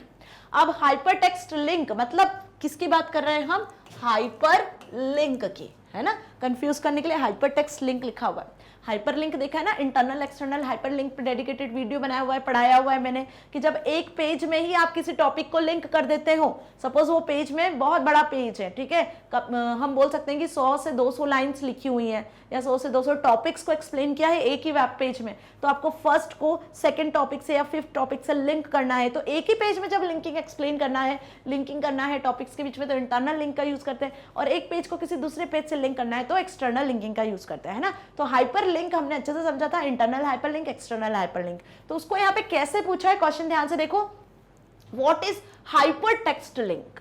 Fine, so confuse मत होना, यहाँ पे हाइपर लिंक को ही लिख कर आना है। Give the name and the syntax, आपको नाम बताना है और सिंटेक्स बताना है कि कौन सा टैग यूज किया जाता है हाइपर लिंक के लिए और किस तरीके से, किस बेसिस पे आप यूज करते हो उस टैग को, है ना, हाइपर टेक्स्ट लिंक को क्रिएट करने के लिए। So hypertext link, that means hyperlink allow us to link HTML elements, text or images to another document or new section within the current document. Okay अब hyper link आपको provide करता है कि आप एक वेब डॉक्यूमेंट को दूसरे web document के साथ कनेक्ट कर सकते हो, लिंक कर सकते हो, साथ ही आप एक वेब डॉक्यूमेंट में फर्दर टॉपिक्स को भी लिंक कर सकते हो, है ना। यही हमने देखा, वही यहाँ पर लिखा भी है कि HTML एलिमेंट्स को यदि आपको कनेक्ट करना है तो आप यहाँ पर जिस टैग का यूज करोगे उस टैग का नाम होगा एंकर टैग। कौन सा टैग यूज होता है लिंकिंग के लिए? Anchor tag. कैसे यूज करते हो? What is the syntax? तो ए टैग को इस तरीके से यूज करते हैं। अब ए टैग भी बिना एक एट्रीब्यूट के वर्क नहीं करता, जैसे इमेज में SRC यूज होता है, बिल्कुल उसी तरीके से ए टैग में आपको HREF मेंशन करना होता है, हाइपरटेक्स्ट रेफरेंस, कि किस फाइल को आप लिंक करने वाले उसका रेफरेंस, यहाँ पे हम उसका लिंक एड्रेस देते हैं, ठीक है, लिंक एड्रेस देते हैं, फिर जिस भी टेक्स्ट को हाइपर लिंक बनाना है वो, देन एंकर टैग को क्लोज कर देना है। सो इस तरीके से हम हाइपर लिंक क्रिएट करते हैं। एंकर टैग का यूज करते हैं, एंकर टैग कंटेनर टैग है, इस तरीके से स्टार्ट करते हैं, इस तरीके से एंड करते हैं। एंकर टैग को HREF एट्रीब्यूट के बिना यूज नहीं करते हैं, क्योंकि यहाँ पे आपको जिस पेज को, जिस टॉपिक को लिंक करना है उसका लिंक एड्रेस देना होता है। जैसे इमेज टैग में आपको लोकेशन देनी होती है ना, कि किस जगह पर आपकी इमेज स्टोर है, उस इमेज का पाथ बताना पड़ता है SRC एट्रीब्यूट में, बिल्कुल उसी तरीके से जिस पैराग्राफ को, जिस फाइल को लिंक करना है उसका लिंक एड्रेस हम यहाँ पर HREF में प्रोवाइड करते हैं। किसको? ए टैग को, जो कि एक पेज को दूसरे पेज से लिंक कर रहा है। फॉर एग्जाम्पल आ जाओ वापस मैग्नेट ब्रेन्स की वेबसाइट पे, होम पेज दिखता है, क्लास 10 पे क्लिक किया तो क्लास 10 के सारे सब्जेक्ट्स खुल गए, कंप्यूटर एप्लीकेशन को सिलेक्ट किया तो कंप्यूटर एप्लीकेशन के सारे चैप्टर्स विजिबल हो गए। तो क्या क्लास 10 से लिंक है next web page, computer application subject से लिंक है नेक्स्ट कंप्यूटर एप्लीकेशन के सारे चैप्टर्स वाला पेज। तो ये लिंकिंग ही तो हो रही है, एक पेज को आप दूसरे पेज से लिंक कर रहे हो, है ना। तो वो क्या हुआ आपका हाइपर लिंकिंग। किसके थ्रू होता है? एंकर टैग के थ्रू होता है। ए टैग यूज किया जाता है विथ HREF एट्रीब्यूट, जिसमें लिंक एड्रेस को मेंशन करते हैं। It is a container tag, इसका स्टार्ट टैग एंड टैग दोनों होता है। तो इसी तरीके से बिल्कुल प्रॉपर फॉर्मेट में आंसर को लिखकर आना है। समझ में आ गया? डेफिनेशन पूछी, डेफिनेशन लिखा, नेम और सिंटैक्स पूछा है तो इसी तरीके से नेम और सिंटैक्स लिखा। ओके अब ये आपसे हाइपर टेक्स्ट के बारे में पूछा है, इससे रिलेटेड कोई और टैग के बारे में भी पूछ सकते हैं कि उसका सिंटैक्स बताओ, name tag. Suppose image tag का ही पूछ लिया, व्हाट इज इमेज टैग, क्या है इसका नाम, किस तरीके से इसको यूज किया जाता है, क्या सिंटैक्स है। फाइन। नाउ 16th क्वेश्चन में अगेन आपको चॉइस मिल रही है। अभी 14th में देखा, अब 16th में भी चॉइस रहेगी। 14, 16 दोनों चॉइस वाले क्वेश्चंस रहेंगे। Right any two differences between proprietary and open source software. Proprietary software और ओपन सोर्स सॉफ्टवेयर क्या होता है? साइबर एथिक्स वाले चैप्टर में डिटेल में पढ़ा है। साइबर एथिक्स वाला चैप्टर बहुत अच्छे से पढ़ा है हमने, है ना। साइबर एथिक्स में हमने डिफरेंट टाइप के सॉफ्टवेयर्स देखे थे। प्रोप्राइटरी सॉफ्टवेयर और ओपन सोर्स सॉफ्टवेयर क्या होते हैं, अब यहाँ पे इनमें डिफरेंस बताना है, ठीक है। तो प्रोप्राइटरी सॉफ्टवेयर सबसे पहले समझ ले क्या होते हैं। प्रोप्राइटरी सॉफ्टवेयर वो सारे सॉफ्टवेयर्स होते हैं जो आपको फ्री ऑफ कॉस्ट तो पहली बार अवेलेबल होते नहीं है ना। आपको इन सॉफ्टवेयर को परचेज करना होता है, ठीक है, और फिर आप इसका यूज कर सकते हो। एक की प्रोवाइड की जाती है आपको इन सॉफ्टवेयर्स की, ठीक है। उस की मदद से आप इन सॉफ्टवेयर्स को अपने सिस्टम में इंस्टॉल करते हो और एक्सेस करते हो। जैसे कुछ एंटीवायरस सॉफ्टवेयर्स होते हैं जिन्हें हम परचेज करते हैं और यूज करते हैं, एक्सेस करते हैं। ऐसे यदि हम बात करते हैं एडोब की, जो फोटोशॉप होता है, आपका एडोब रीडर होता है, राइट। ये भी कुछ ऐसे सॉफ्टवेयर्स हैं जो प्रोप्राइटरी सॉफ्टवेयर है, जो किसी ओनर से आपको या किसी प्रोप्राइटर से उसकी प्रॉपर्टी होता है और उन्हें यूज करने के लिए, एक्सेस करने के लिए आपको परमिशन चाहिए होती है या फिर आपको उन्हें परचेज करना होता है। अब ओपन सोर्स सॉफ्टवेयर क्या हुआ है? ओपन सोर्स समझ में आ रहा है कि जिस लैंग्वेज में जिस लैंग्वेज में पर्टिकुलर सॉफ्टवेयर को बनाया गया है, जिस लैंग्वेज में पर्टिकुलर सॉफ्टवेयर को बनाया गया है, वो उसका सोर्स कोड उस लैंग्वेज के फॉर्मेट में आप उसे एक्सेस कर पा रहे हो और उसमें आप चेंज करके उस सॉफ्टवेयर को आप अपने अकॉर्डिंग चेंज कर पा रहे हो, राइट। तो वो ओपन सोर्स सॉफ्टवेयर होते हैं। फ्री ऑफ कॉस्ट भी अवेलेबल होते हैं। कुछ ऐसे ओपन सोर्स सॉफ्टवेयर होते हैं जिनके लिए आपको कुछ स्मॉल मिनिमल पेमेंट भी करना होता है, राइट। तो ओपन सोर्स सॉफ्टवेयर और प्रोप्राइटरी सॉफ्टवेयर में difference clear. Open source software में आपका जो मोजिला फायरफॉक्स वेब ब्राउजर है वो एक एग्जांपल हो सकता है, राइट। पाइथन प्रोग्रामिंग लैंग्वेज आपके सिलेबस में, वो भी ओपन सोर्स सॉफ्टवेयर का ही एक एग्जांपल है, राइट। सो देखो इस क्वेश्चन का आंसर कैसे लिख कर आओगे। इसे आप चाहो तो बॉक्स बनाकर भी इस तरीके से लिख सकते हो, ठीक है, कॉलम वाइज भी लिख सकते हो या फिर आप ऐसे भी लिख सकते हो, बट लिखना क्या है वो इंपॉर्टेंट है। So the software that is owned by an individual or a company who published it is known as proprietary software, है ना। Adobe Flash, MS Office, antivirus software जो होते हैं वो सब किस में आते हैं? इसी में आते हैं। Now the software that is available for anyone to access or change the code is known as open source. anyone, कोई भी उसे एक्सेस कर सकता है और उसके कोड में चेंज कर सकता है सॉफ्टवेयर के, जिसमें ओपन ऑफिस और क्रोम आता है। ओके सो ये चीज अच्छे से क्लियर हो गई ना। फाइन। पहला क्वेश्चन। अब इसमें आप कोई और एग्जाम्पल भी लिख सकते हो, जरूरी नहीं है कि यही एग्जाम्पल आप लिखो, आपको जो पता है जिस सॉफ्टवेयर के बारे में वो भी लिख सकते हो। जब मैंने वीडियो बनाई थी साइबर एथिक्स की और इसमें ये बताया हुआ है कि प्रोप्राइटरी सॉफ्टवेयर ओपन सोर्स क्या होता है, उसमें बहुत सारे एग्जाम्पल्स भी एक्सप्लेन किए हमने और डिटेल में इसको समझा है। सो प्रोप्राइटरी सॉफ्टवेयर को यूज करने के लिए आपको पेमेंट भी करना होता है, यहाँ पे आपको ये फ्री ऑफ कॉस्ट भी अवेलेबल होते हैं ओपन सोर्स सॉफ्टवेयर, ये भी एक पॉइंट आप ऐड कर सकते हो। 2 मार्क्स का क्वेश्चन है तो 2 मार्क्स के हिसाब से आपको पॉइंट्स लिखकर आने हैं। फाइन, नाउ सेकंड वन क्या था? सेकंड वन था यहाँ पे define e commerce, name any 2 issues related to privacy in e commerce.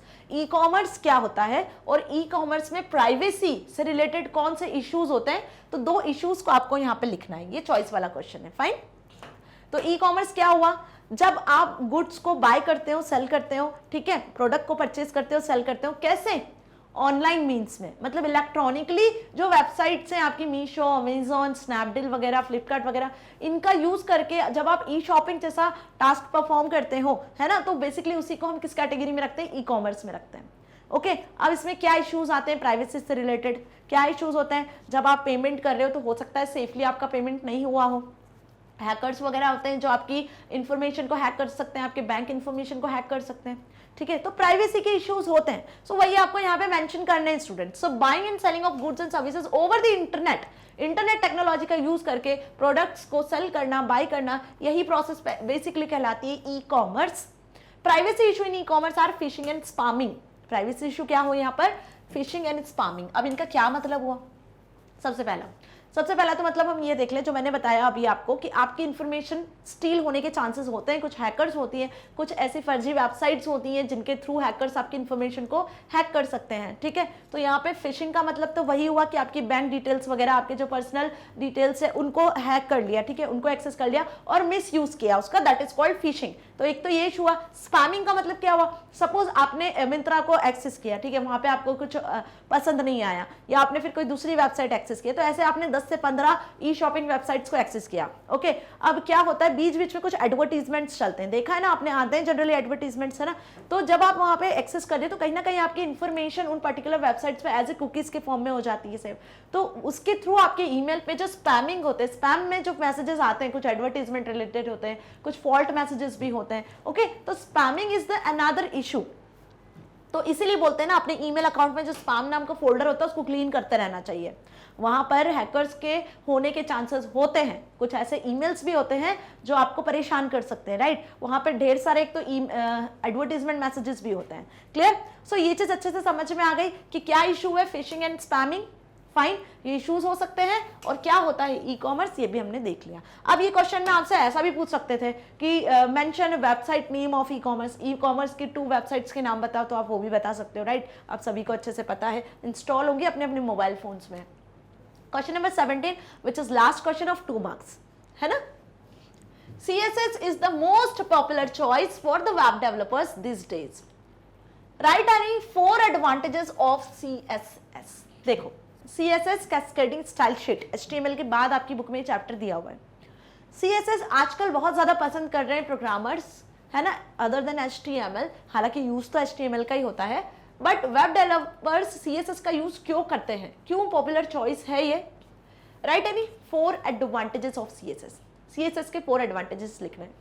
कुल मिला के इस क्वेश्चन में आपसे पूछा एडवांटेजेस ही हैं। अगर आप ध्यान से इस क्वेश्चन को पढ़ो तो आपको समझ में आएगा कि यहाँ पे आपसे पूछे क्या है, CSS के एडवांटेजेस ही हैं। फाइन, तो CSS के एडवांटेज हमने देखे, इसके डिसएडवांटेज भी देखे थे।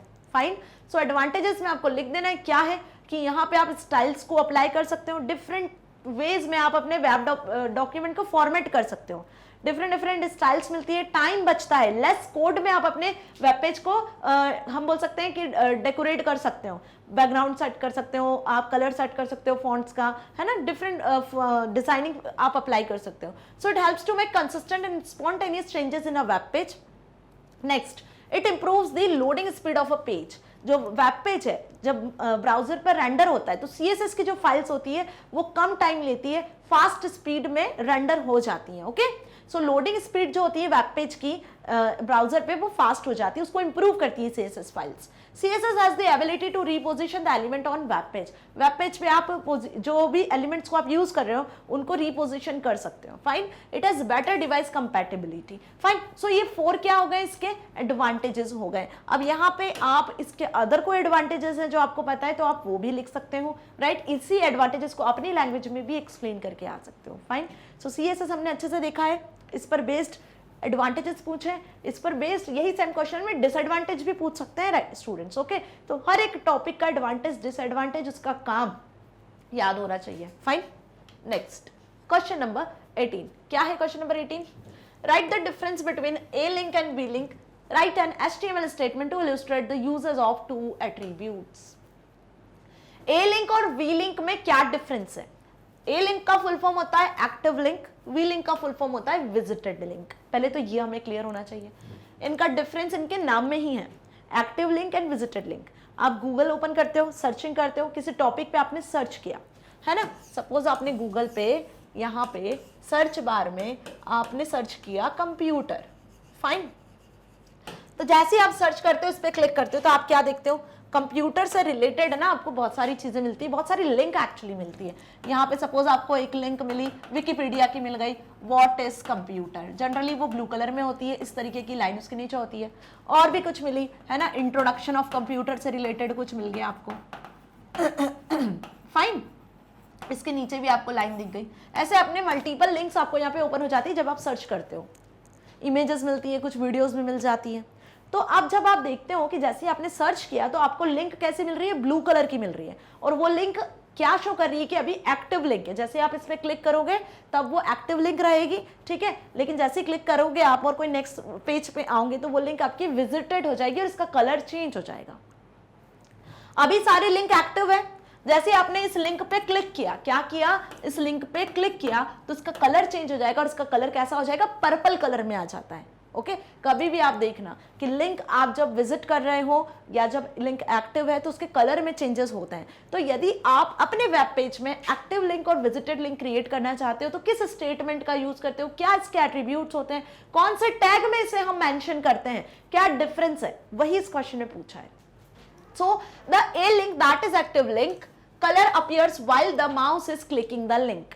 जब आप माउस से उस लिंक पे क्लिक कर रहे हो तो अब लिंक आपकी एक्टिव लिंक हो जाएगी।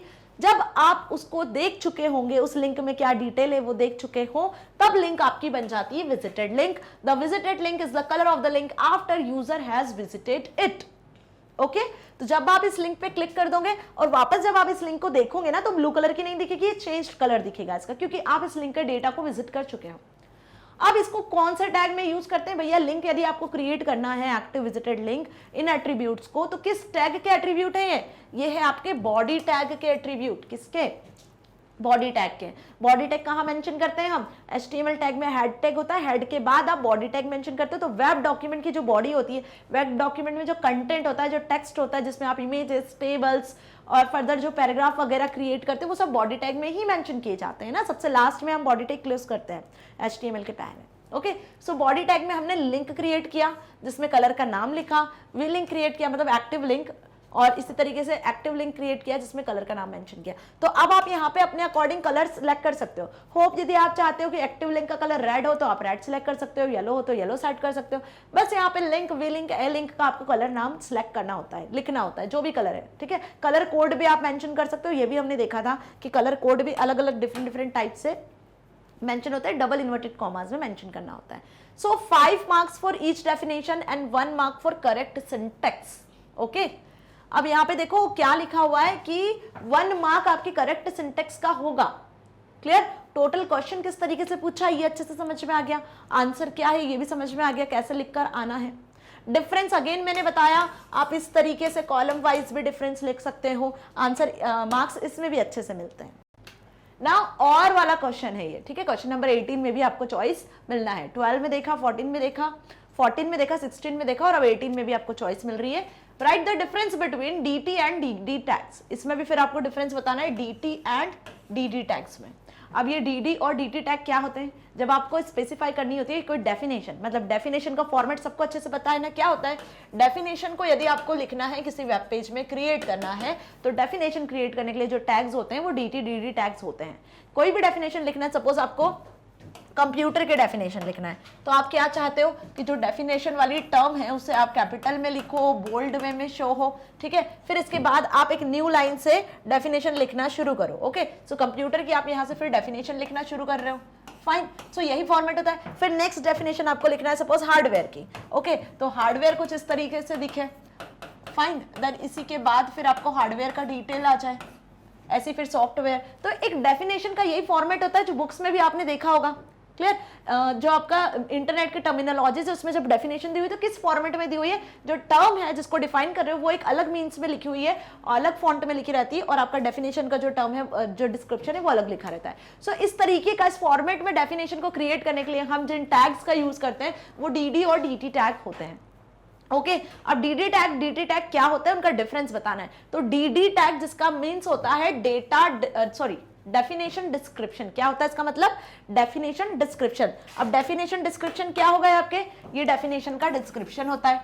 और dt टैग मतलब डेफिनेशन टर्म, जिसको आप टर्म को डिफाइन करने वाले हो। तो ये हो गया आपका dt, that is defined term. Defined term में हम dt टैग में ये लिखेंगे, और डेफिनेशन डिस्क्रिप्शन में जो डेफिनेशन आप डिफाइन करने वाले हो, ठीक है, वो यहाँ पे आ जाएगी। ठीक है, that is computer is an electronic device which is used for input and output and processing, like this. जो भी डेफिनेशन आप लिखोगे, जो डिस्क्रिप्शन आप लिखने वाले हो, वो dd टैग में लिखेंगे हम। तो dd टैग और dt टैग का यूज कैसे हो रहा है, कहाँ हो रहा है, ये हमने समझ लिया। ओके, अब इसमें डिफरेंस क्या लिख कर आने वाले हैं हम? कॉलम वाइज भी डिफरेंस लिख सकते हो, ऐसे भी लिख सकते हो। So the dd tag is used to describe a term name in a description list. The dd tag is used in conjunction with dl tag. अब dd tag को आप dl tag के साथ भी यूज कर सकते हो। ओके, जब एक से ज्यादा डेफिनेशंस आपको क्रिएट करनी है तब। Now dt tag, dt define terms और नेम्स, जिन टर्म को आपको डिफाइन करना है। Inside a dt tag you can put paragraphs, line breaks, images, links etcetera. मतलब यहां पर यदि इस डिस्क्रिप्शन में आपको क्या पुट करना है, इस डिफाइंड टर्म्स में यदि आपको कोई इमेज पुट करनी है तो आप इमेज लगा सकते हो, पैराग्राफ करना है तो पैराग्राफ लगा सकते हो। ओके, सो डिफरेंट तरीके से हम क्या कर सकते हैं, डिफाइन कर सकते हैं किसी भी डेफिनेशन को, किसी भी टर्म को डिफाइन कर सकते हो। dd टैग का बेसिकली यही मतलब होता है। ओके, इसका भी यूज हमने देखा था, प्रैक्टिकली हम इन सारी चीजों को डिस्कस कर चुके हैं students. Okay, now explain the concept of submit and reset buttons in HTML forms. अब HTML फॉर्म्स पर भी एक डेडिकेटेड वीडियो बनाया हुआ है मैंने, ठीक है, जो कि आपकी बुक में सबसे लास्ट में अपेंडिक्स में एक्सप्लेन किया हुआ है ना। HTML फॉर्म्स सिलेबस में मेंशन नहीं किया है, आपकी बुक में सबसे लास्ट में मेंशन है। HTML फॉर्म्स क्या होते हैं आपने देखा है ना, जनरली इस तरीके के फॉर्म्स इंटरनेट पे आप कोई कंपटीशन फेस कर रहे हो तो उसके लिए भी आपको अपना नाम एंटर करना होता है, या फिर कहीं एडमिशन लेने जाते हो तो name, class, father's name, mother's name, है ना, और लास्ट में यहाँ पे आपको दो बटन्स दिखते हैं, सबमिट और रीसेट, या ओके और कैंसिल, इस तरीके के कुछ बटन्स दिखते हैं। तो ये एक फॉर्म का फॉर्मेट होता है। ऐसा फॉर्म भी आप HTML की मदद से क्रिएट कर सकते हो, जिसके लिए डिफरेंट टैग्स होते हैं। तो HTML फॉर्म में रीसेट और सबमिट बटन का क्या रोल है, क्या कॉन्सेप्ट है, वो बताना है।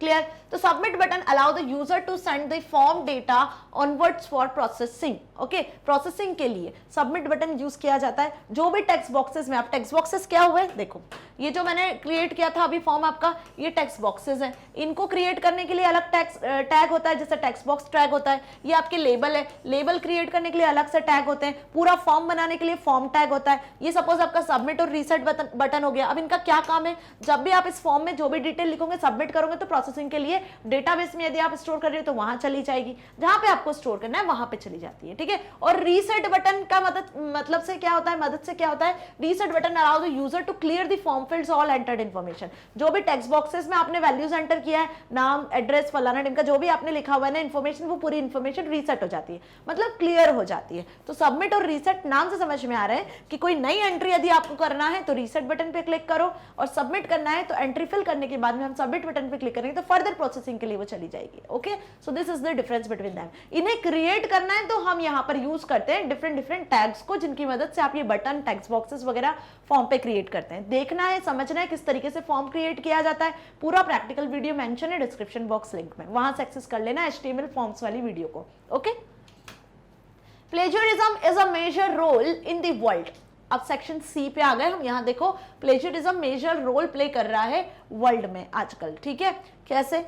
What do you mean by plagiarism? इसका मतलब प्लेजरिज्म क्या होता है ये समझाना है। Write any 2 steps to avoid plagiarism. इस प्लेजरिज्म को अवॉइड कैसे किया जाता है? तो सबसे पहले प्लेजरिज्म होता क्या है? साइबर एथिक्स वाले चैप्टर में देखा था हमने, प्लेजरिज्म देखा था। क्या देखा था हमने इसमें? कि किसी के भी वर्क को कॉपी करना और अपना नाम देकर उसको बताना, पब्लिश करना, बेसिकली वही प्लेजरिज्म होता है। भाई किसी ने कुछ लाइन्स लिखी हुई है, आपने उन लाइन्स को एज इट इज अपना नाम बताकर शो कर दिया कि मैंने बताई या मैंने लिखी है, सो दिस इज रॉन्ग ना, इसी को प्लेजरिज्म कहते हैं।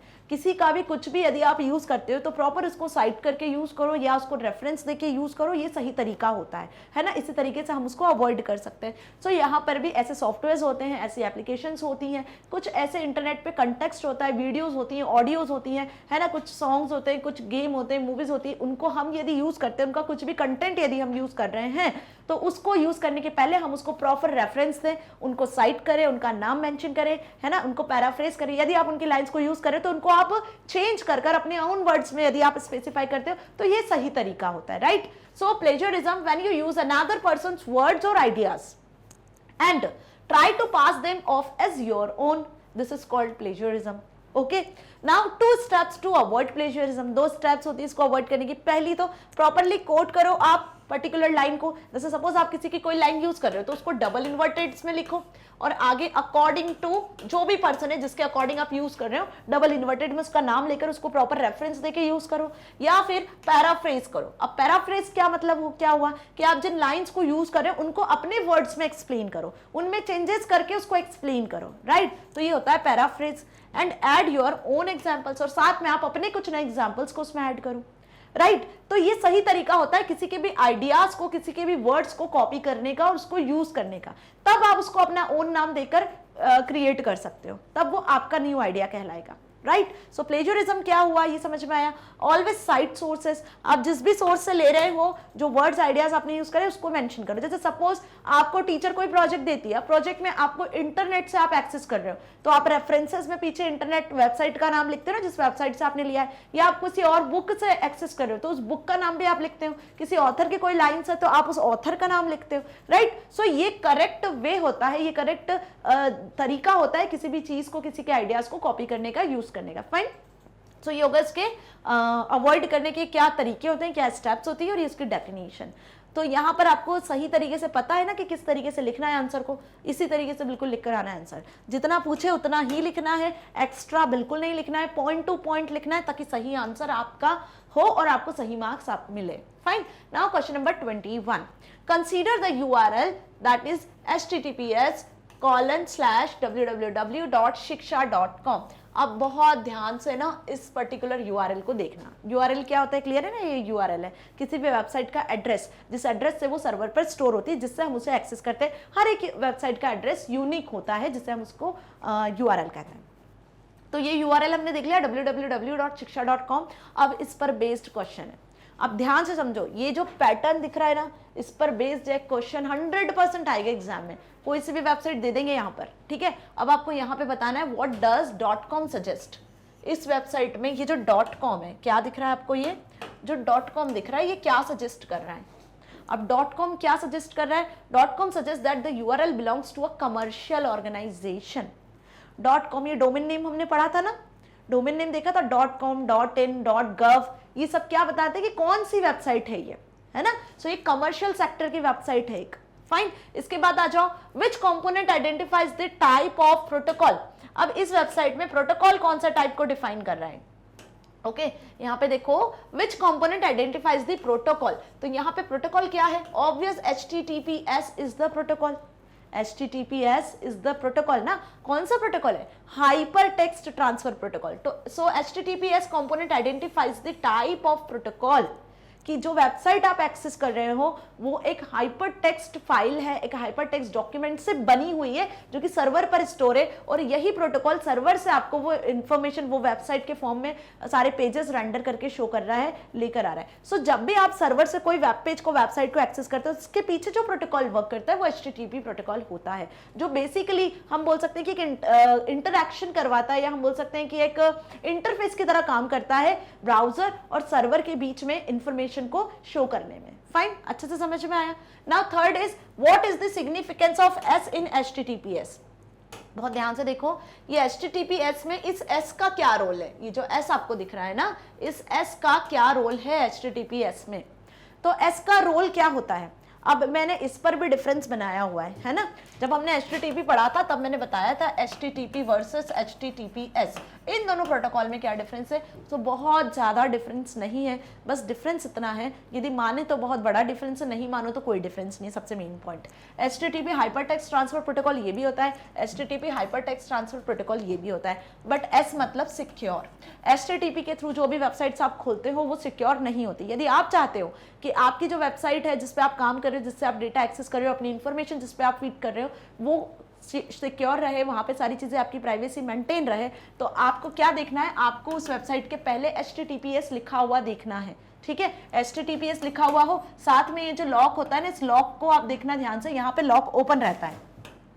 इस वेबसाइट में क्या होता है, लॉक इस तरीके से ओपन रहता है, लेकिन HTTPS में आगे जो लॉक होता है ना, पैडलॉक का साइन, वो लॉक्ड होता है। लॉक्ड मतलब कि ये एक सिक्योर वेबसाइट है जिससे आप एक्सेस कर रहे हो, जिसपे आप डील कर रहे हो वेबसाइट के साथ में। ओके, सो HTTPS का क्या फुल फॉर्म हुआ, hyper text transfer protocol secure. यहाँ पे सिक्योरिटी के लिए SS लेयर्स का यूज किया जाता है, एनक्रिप्शन टेक्निक का यूज किया जाता है, इसकी मदद से सिक्योर होती है सारी चीजें। ओके, अब डिटेल में हमने इसको समझा है। फाइन, सो यदि देखना है तो डिस्क्रिप्शन बॉक्स में अगेन लिंक है, वहां से आप इस टॉपिक को एक्सेस कर सकते हो। सेकंड चैप्टर में मैंने अच्छे से समझाया है HTTP एंड HTTPS के बारे में। साथ ही साइबर एथिक्स वाले चैप्टर में भी हमने इसको देखा था, जहां पर हमने प्राइवेसी और सिक्योरिटी वाली बात की थी। ओके, सो HTTPS में S का क्या मतलब हुआ, it defines the website is secured for any type of transaction. कैसा भी ट्रांजेक्शन यदि आप करते हो तो आपकी वेबसाइट सिक्योर है। ओके, और सिक्योरिटी के लिए यहाँ पर डिफरेंट टेक्निक्स को यूज किया जाता है। 22 questions, right the equivalent inline CSS for the following HTML tag. अब वापस आ जाओ CSS पे, कैस्केडिंग स्टाइल शीट्स। अभी स्टार्टिंग में MCQs में बताया था 3 टाइप की CSS होती है, internal, external and inline, right. अब यहाँ पे आपको HTML कोड दिया हुआ है, इसके अकॉर्डिंग आपको क्या बनानी है, इस HTML कोड के अकॉर्डिंग आपको इनलाइन CSS क्रिएट करनी है, इसके इक्विवेलेंट। कि यदि इस कोड में आपको कुछ फॉर्मेटिंग करनी है, कुछ चेंजेस करना है, तो आप एक इनलाइन CSS कैसे क्रिएट करोगे। तो क्या लिखा है सबसे पहले, body BG colour equals to green. Okay, body tag में हमने सेट करा है वेब पेज का बैकग्राउंड ग्रीन कलर में। अब इसको आपको एक स्टाइल के फॉर्मेट में, इनलाइन स्टाइल फॉर्मेट में बनाना है, तो CSS में हम क्या करेंगे, बॉडी टैग यूज करेंगे और स्टाइल एट्रीब्यूट का यूज कर लेंगे। सो इनलाइन CSS में हम स्टाइल एट्रीब्यूट का यूज करते हैं, इंटरनल में हम स्टाइल टैग का यूज करते हैं, एक्सटर्नल CSS में हम एक अलग से वेब पेज ही बना देते हैं जिसमें हम स्टाइल्स डिफाइन करते हैं, मल्टीपल स्टाइल्स, और उसको मल्टीपल वेब पेजेस के साथ कनेक्ट कर सकते हैं। ये चीज देखिए, स्टाइल एट्रीब्यूट यूज किया इज इक्वल्स टू, लिखने का तरीका देखो, प्रॉपर्टी यूज कर रहे हैं बैकग्राउंड कलर, कॉलन लगा के उस प्रॉपर्टी की वैल्यू ग्रीन सेट कर दी। इस तरीके से हमने स्टाइल एट्रीब्यूट की वैल्यू को स्पेसिफाई किया, which is equivalent to this HTML code. Okay, so क्या करना है, इनलाइन स्टाइल में आपको स्टाइल एट्रीब्यूट का यूज करना है हर एक टैग के साथ में, जस्ट लाइक दिस। नेक्स्ट देखो, image src equals to me.jpg, height equals to 20, width equals to 30। मतलब जो इमेज टैग में आप इमेज स्पेसिफाई करने वाले हो वो इमेज आपको me.jpg नाम से मिलेगी, ये उसका पाथ हो गया। ठीक है, ये सोर्स हो गया, हाइट होगी इमेज की 20, विड्थ होगी 30। इसको यदि आप इनलाइन के साथ में लिखते हो, इनलाइन CSS के साथ में, तो क्या करना है, अगेन आपको यहाँ पर स्पेसिफाई करना है स्टाइल एट्रीब्यूट को। सो इमेज टैग में हमने SRC में तो हमने इमेज का पाथ लिखा, क्योंकि बिना SRC एट्रीब्यूट के इमेज टैग यूज नहीं होता है, ये हमने देखा है, राइट। तो SRC एट्रीब्यूट में हमने इमेज का पाथ मेंशन किया।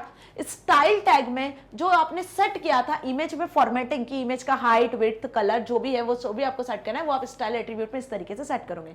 ये हो गया आपका प्रॉपर्टी, कॉलन लगा के आपने प्रॉपर्टी की वैल्यू स्पेसिफाई करी है। अब जो भी हाइट विड्थ है वो कैसे सेट कर रहे हो आप, पिक्सल्स में ना, तो px लिखा हुआ है 20 px, विड्थ इज 30 px। आप यहाँ पे कलर भी सेट कर सकते हो, बॉर्डर भी सेट कर सकते हो, जो भी एट्रीब्यूट है उन सभी को आप यहाँ पे स्टाइल में इस तरीके से सिलेक्टर के फॉर्म में सेट कर सकते हो। बट आपको इनलाइन CSS में यूज क्या करना है, ये ध्यान रखना है कि हमें यहाँ पे स्टाइल एट्रीब्यूट का यूज करना है। That is important thing. Okay, difference आपसे इनलाइन एक्सटर्नल में भी पूछ सकते हैं, एक्सटर्नल इंटरनल सीएसएस में भी पूछ सकते हैं, ये क्वेश्चन भी एग्जाम में बनता है। ओके, नाउ नेक्स्ट इज, और अब ये जो 22 वाला क्वेश्चन है वो चॉइस में है, ठीक है। अब इसके और में क्या मेंशन किया है आपको, देखो, write an external CSS code snippet to set all 4 margins of the body tag with 5 px each. क्या बोला है यहाँ पे, आपको एक HTML कोड लिखना है, CSS कोड लिखना है जिसमें एक्सटर्नल CSS का यूज करना है। एक्सटर्नल CSS समझ में आया, एक अलग से हम वेब डॉक्यूमेंट बनाएंगे जिसमें आप डिफरेंट स्टाइल्स को क्रिएट करोगे, है ना, डिफरेंट स्टाइल्स को डिफाइन करोगे जो हर एक वेब पेज के लिए एप्लीकेबल होगा। सो वही एक्सटर्नल CSS होता है।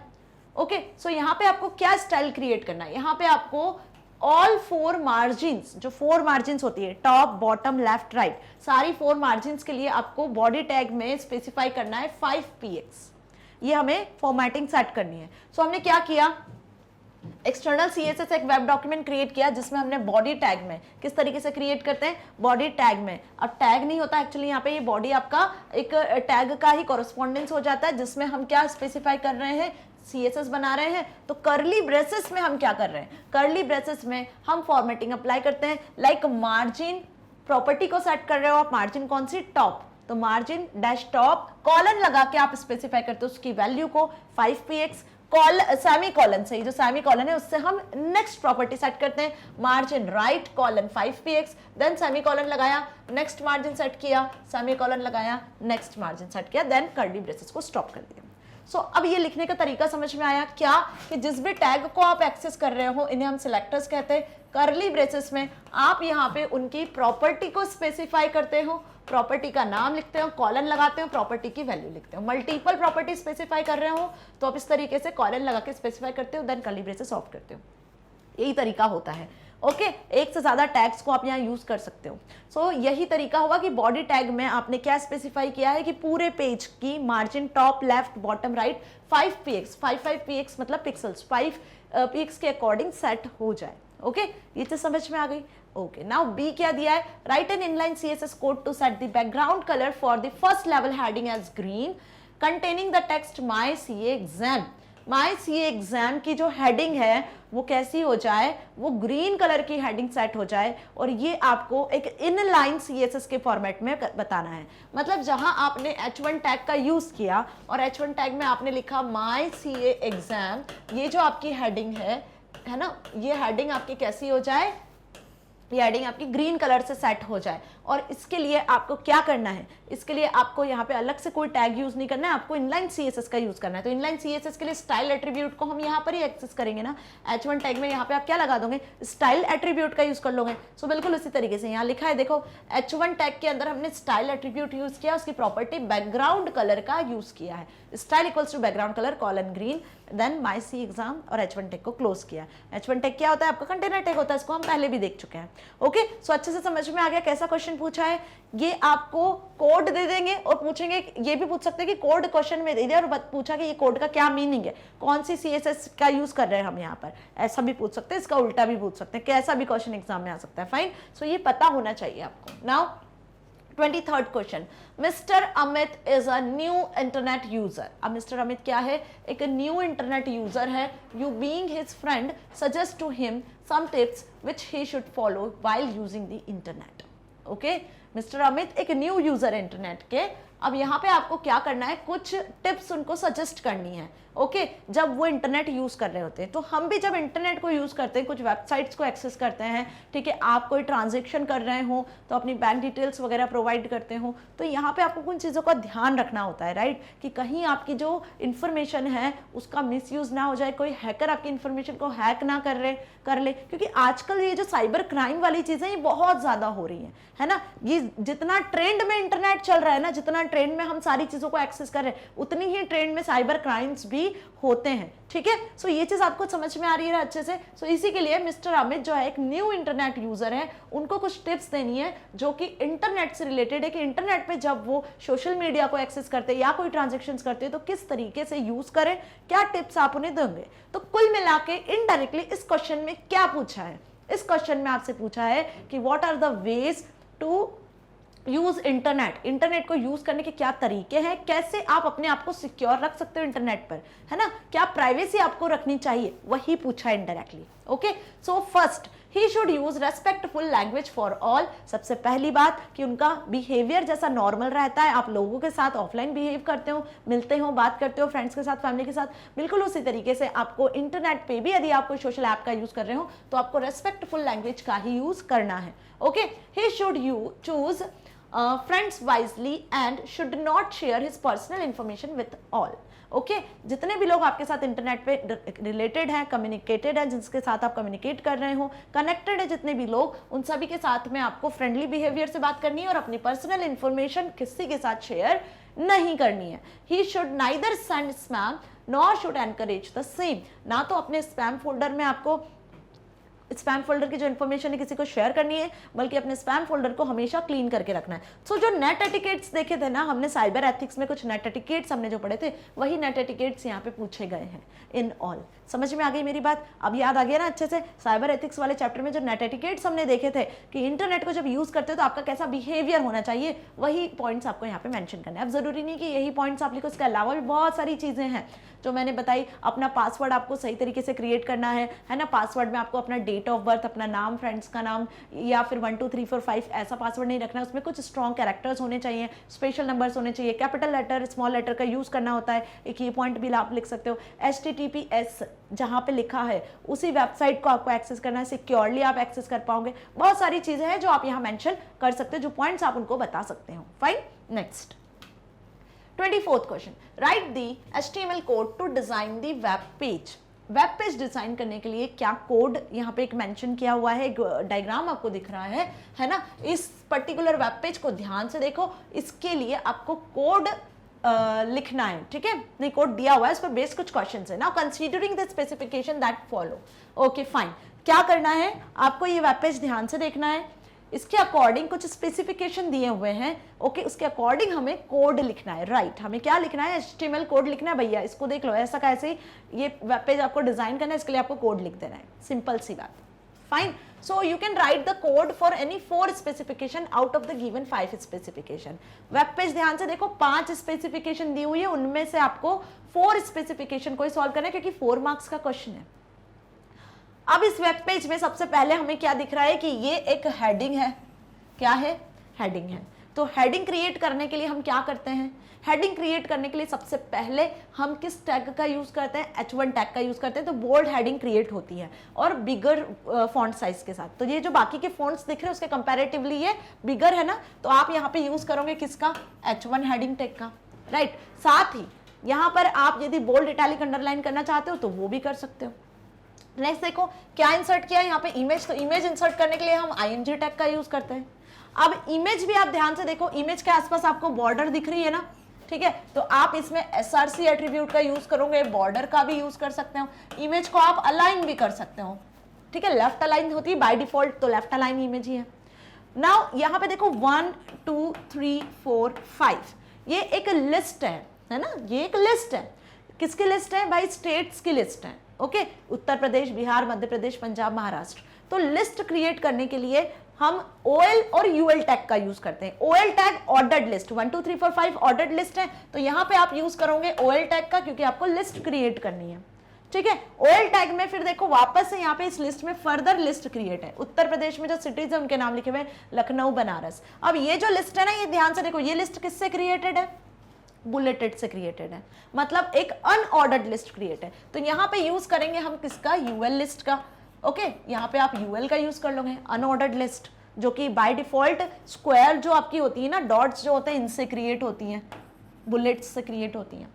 फाइन, एट लास्ट आप देखो, ये आपने OL UL टैग करके एक नेस्टेड लिस्ट बोलते हैं, इसे हम क्या बोलते हैं? Nested list. जब लिस्ट के अंदर लिस्ट होती है तो नेस्टेड लिस्ट होती है, ये क्रिएट किया हुआ है। आफ्टर दैट देखो यहाँ पे क्या है, आपको एक लाइन लिखी हुई दिख रही है, गिव फीडबैक। तो गिव तो लिखा हुआ है, लेकिन ये फीडबैक के नीचे आपको अंडरलाइन दिख रही है, मतलब फीडबैक क्या है? एक हाइपरलिंक के फॉर्म में क्रिएटेड है। जब आप इस पे क्लिक करोगे तो एक ईमेल ओपन हो जाएगा, जहां पे आप इस पर्टिकुलर वेब पेज से रिलेटेड कोई इन्फॉर्मेशन मेल कर सकते हो, है ना।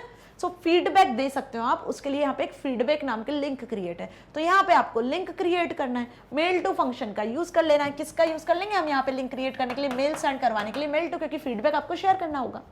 सो ये अच्छे से समझ में आ गया, यही टैग का यूज करके ये पूरा वेब पेज बनाया हुआ है। अब इन्होंने स्पेसिफिकेशन क्या दी है वो देख लेते हैं, उसके अकॉर्डिंग हम 5 स्पेसिफिकेशंस में से 4 स्पेसिफिकेशन को बताएंगे। ओके, सो यहाँ पे सबसे पहली स्पेसिफिकेशन दिया हुआ है, the HTML code structure should be proper.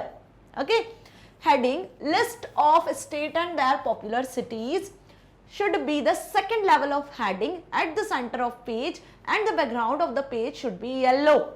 बहुत अच्छी चीज लिखी हुई है, बहुत ध्यान से समझो। 3 चीजें हैं यहाँ पे जो मेंशन किया है। सबसे पहले तो यहाँ पे ऐसा मेंशन किया है कि आपको जो हेडिंग लेना है वो हेडिंग सेकंड लेवल की लेना है। जो हेडिंग लिखी थी ना, list of state and their popular cities, वो सेकंड हेडिंग मतलब H2 टैग का यूज कर लेना है।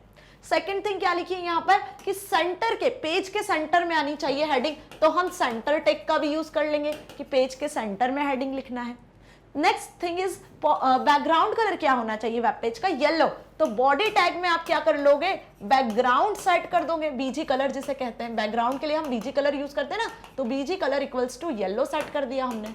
तो अब इससे क्या हो जाएगा, ये पहला स्पेसिफिकेशन कंप्लीट हो जाएगा आपका कि H2 टैग में आपने मेंशन किया हेडिंग, सेंटर में हेडिंग दिखना चाहिए और बैकग्राउंड कलर जो है वेब पेज का वो येलो होना चाहिए, तो इसलिए बीजी कलर यूज करा। यदि बैकग्राउंड में कोई इमेज होती तो हम कौन सा एट्रीब्यूट यूज करते हैं, बैकग्राउंड का यूज करते हैं। ठीक है, बैकग्राउंड एट्रीब्यूट से इमेज का पाथ मेंशन करोगे और बीजी कलर से इमेज नहीं सेट होगी, कलर सेट होगा, बैकग्राउंड कलर सेट होगा।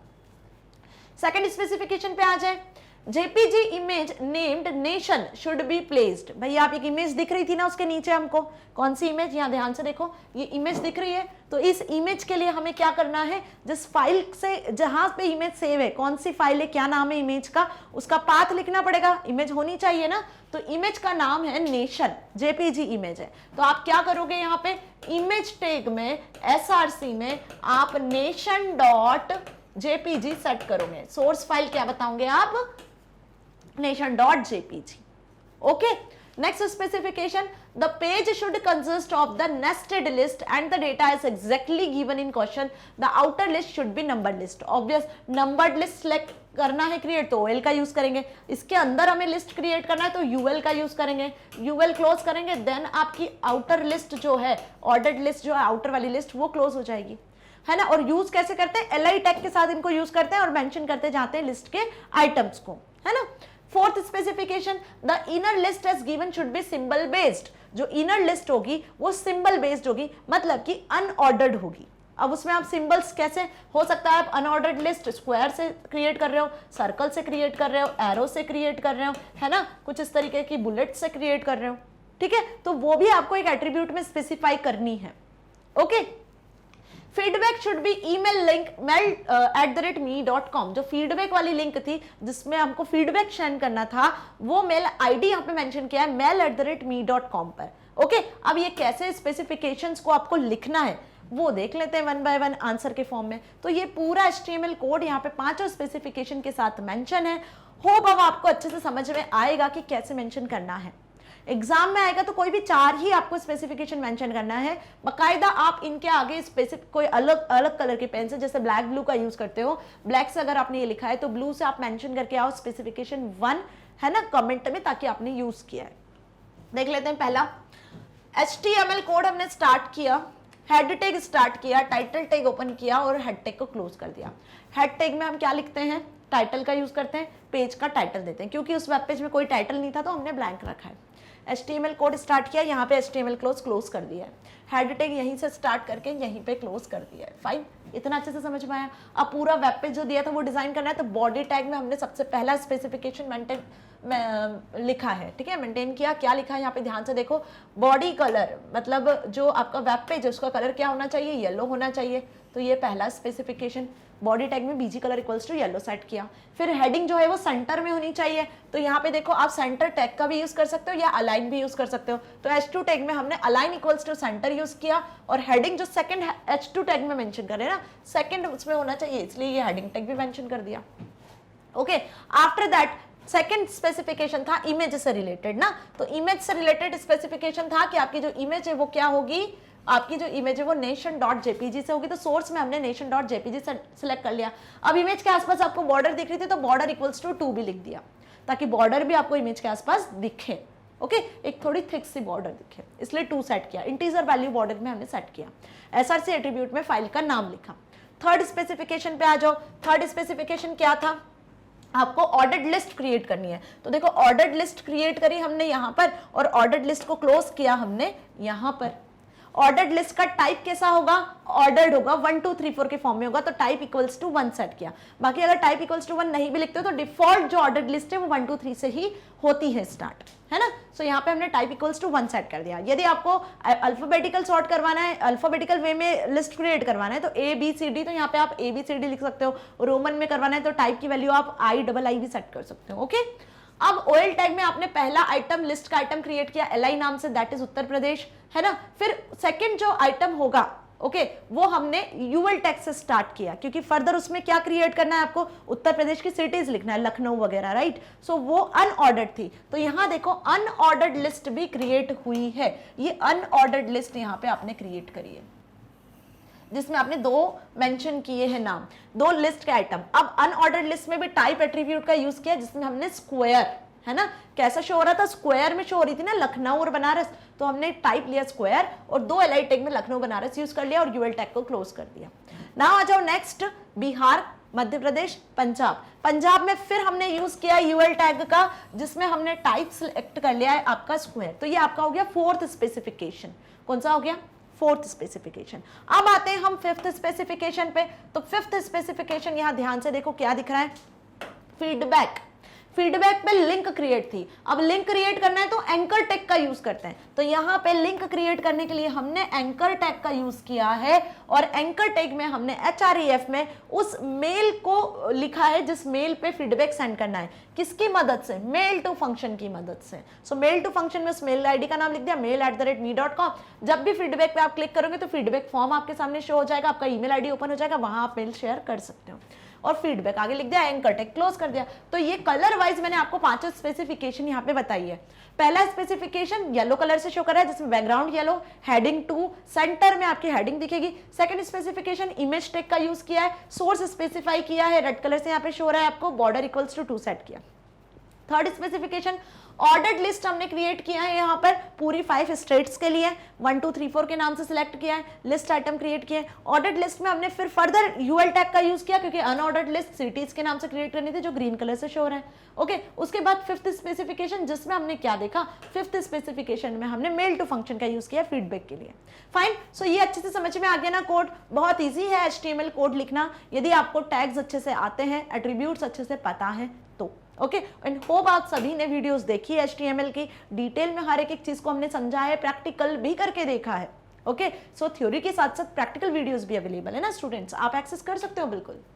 नाउ सेक्शन नंबर D का और वाला क्वेश्चन क्या दिया हुआ है, write the HTML code to design the web page as shown below, considering the specifications that follow, you can write code for any 4 specification out of the given 5। जैसा previous question किया वैसा ही है, और में दिया हुआ है आपको ये कोड भी। अब यहाँ पे भी आपको ये वेब पेज शो हो रहा है, इस वेब पेज को अगेन ध्यान से देखो, 5 स्पेसिफिकेशंस मिलेंगी, उनके अकॉर्डिंग आपको HTML कोड लिखना है और उनमें से 4 को सॉल्व करना है, क्योंकि 4 मार्क का ये क्वेश्चन है। सबसे पहले सेंटर में आपको हेडिंग में क्या दिख रहा है, इंडियन मोटिवेशनल बुक्स, फिर आपको ये एक पैराग्राफ दिख रहा है, तो ये आपकी हेडिंग टैग हो गया। सपोज H1 टैग हमने यहाँ यूज कर लिया है, ये आपका पैराग्राफ लिखा हुआ है, तो P टैग का यूज करोगे आप। कौन सा टैग, P टैग यूज करने वाले हो, राइट। इसके बाद यहाँ पे आपको एक टेबल क्रिएट होती हुई दिख रही है, क्या, टेबल। तो टेबल कैसे क्रिएट करते हैं, टेबल टैग की मदद से, जिसमें TR TH टैग का यूज करते हैं हम, ठीक है। टेबल रो क्रिएट करने के लिए, टेबल डेटा क्रिएट करने के लिए TD का यूज करते हैं। फाइन, अब टेबल का कैप्शन भी दिख रहा है आपको ऊपर, पॉपुलर बुक्स इन इंडिया, तो यहाँ पे यूज करेंगे हम कैप्शन टैग का। किसका यूज करोगे आप, कैप्शन टैग का, जिसकी मदद से आप कैप्शन क्रिएट कर पाओगे।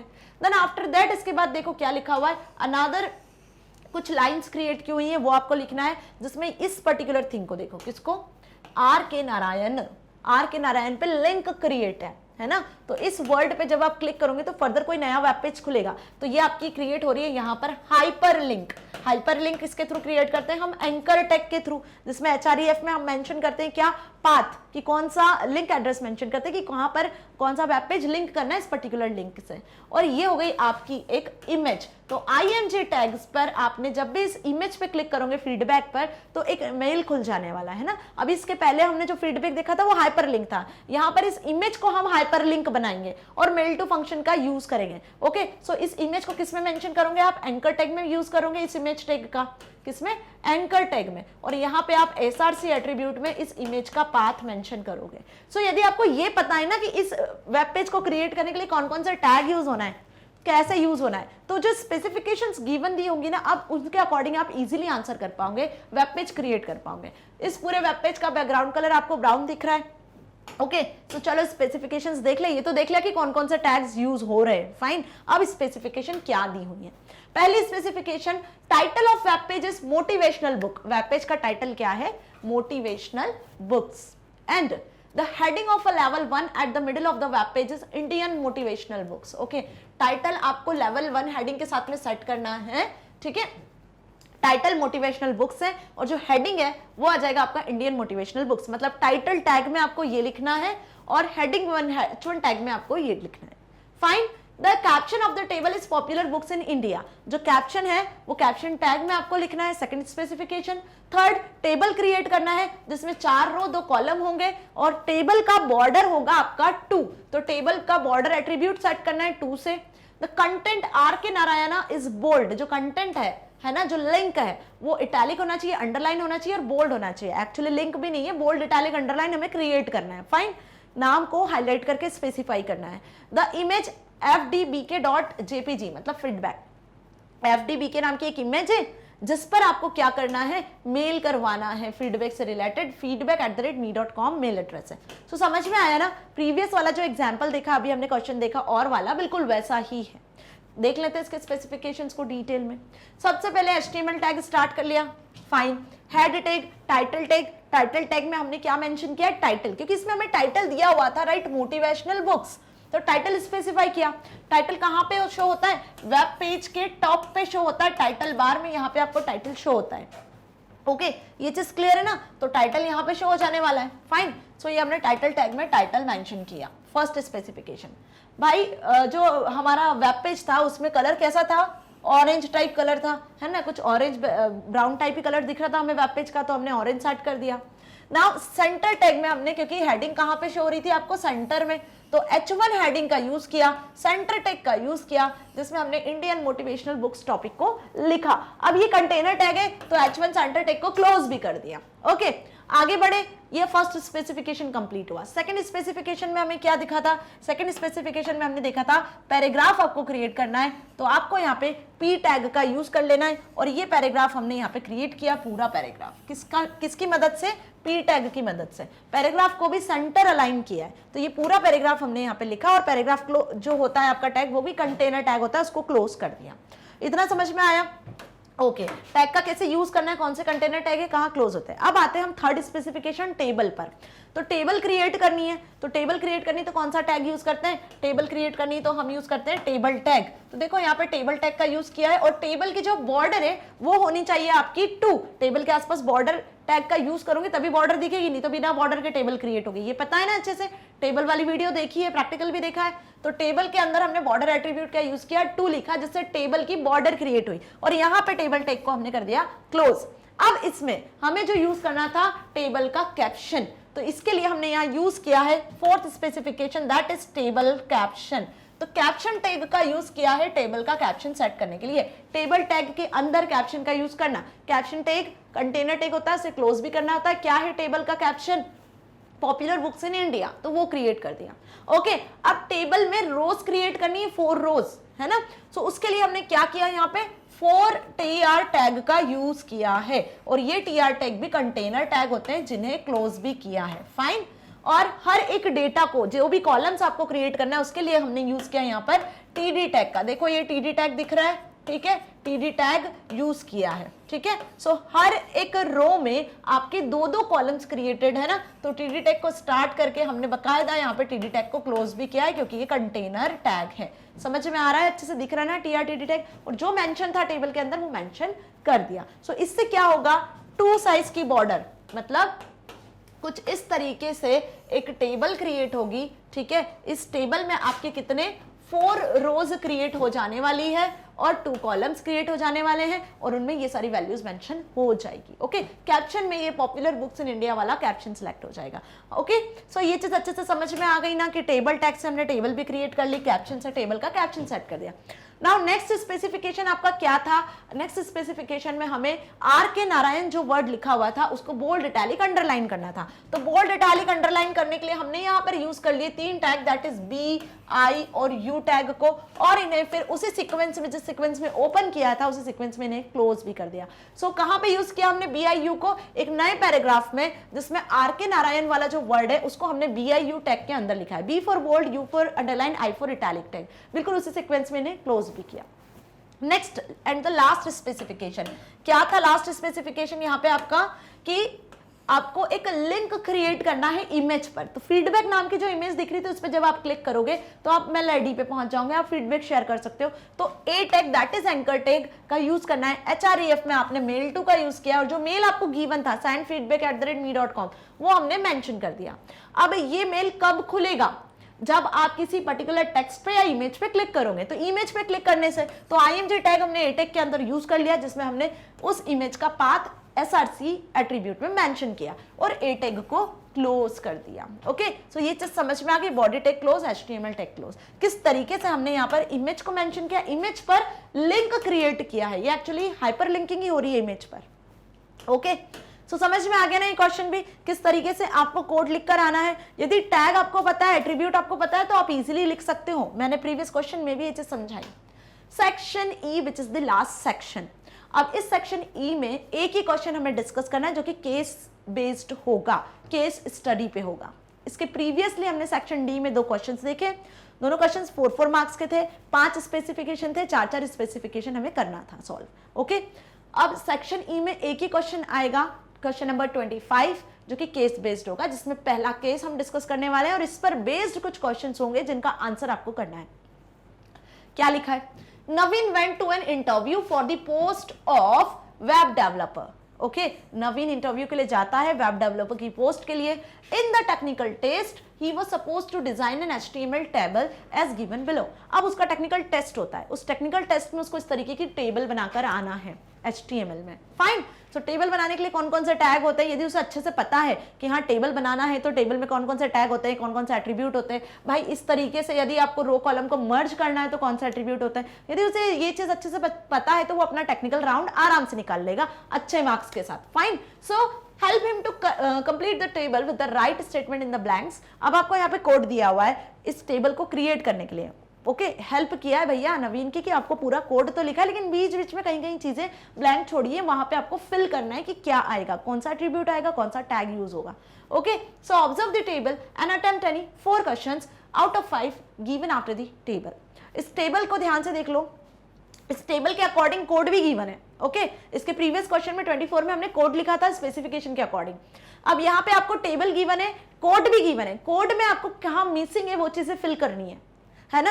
ये चीज समझ में आ गई। कंडीशन क्या दी हुई है, एक्चुअल यहाँ पे पूछ रहे हैं क्या आपसे, टेबल के एट्रीब्यूट्स के बारे में पूछ रहे हैं, टेबल के टैग्स के बारे में पूछ रहे हैं। ये चीज ध्यान रखना अच्छे से, टेबल के एट्रीब्यूट्स और टेबल के टैग के बारे में ही पूछ रहे हैं। नॉलेज है तो तुरंत फिल कर दोगे और फुल मार्क्स लेकर आ जाओगे। 5 क्वेश्चंस मिलेंगे इस टेबल के कोड पर बेस्ड, 4 का आंसर करना है। ओके, देखो अब क्या दिए हुए हैं।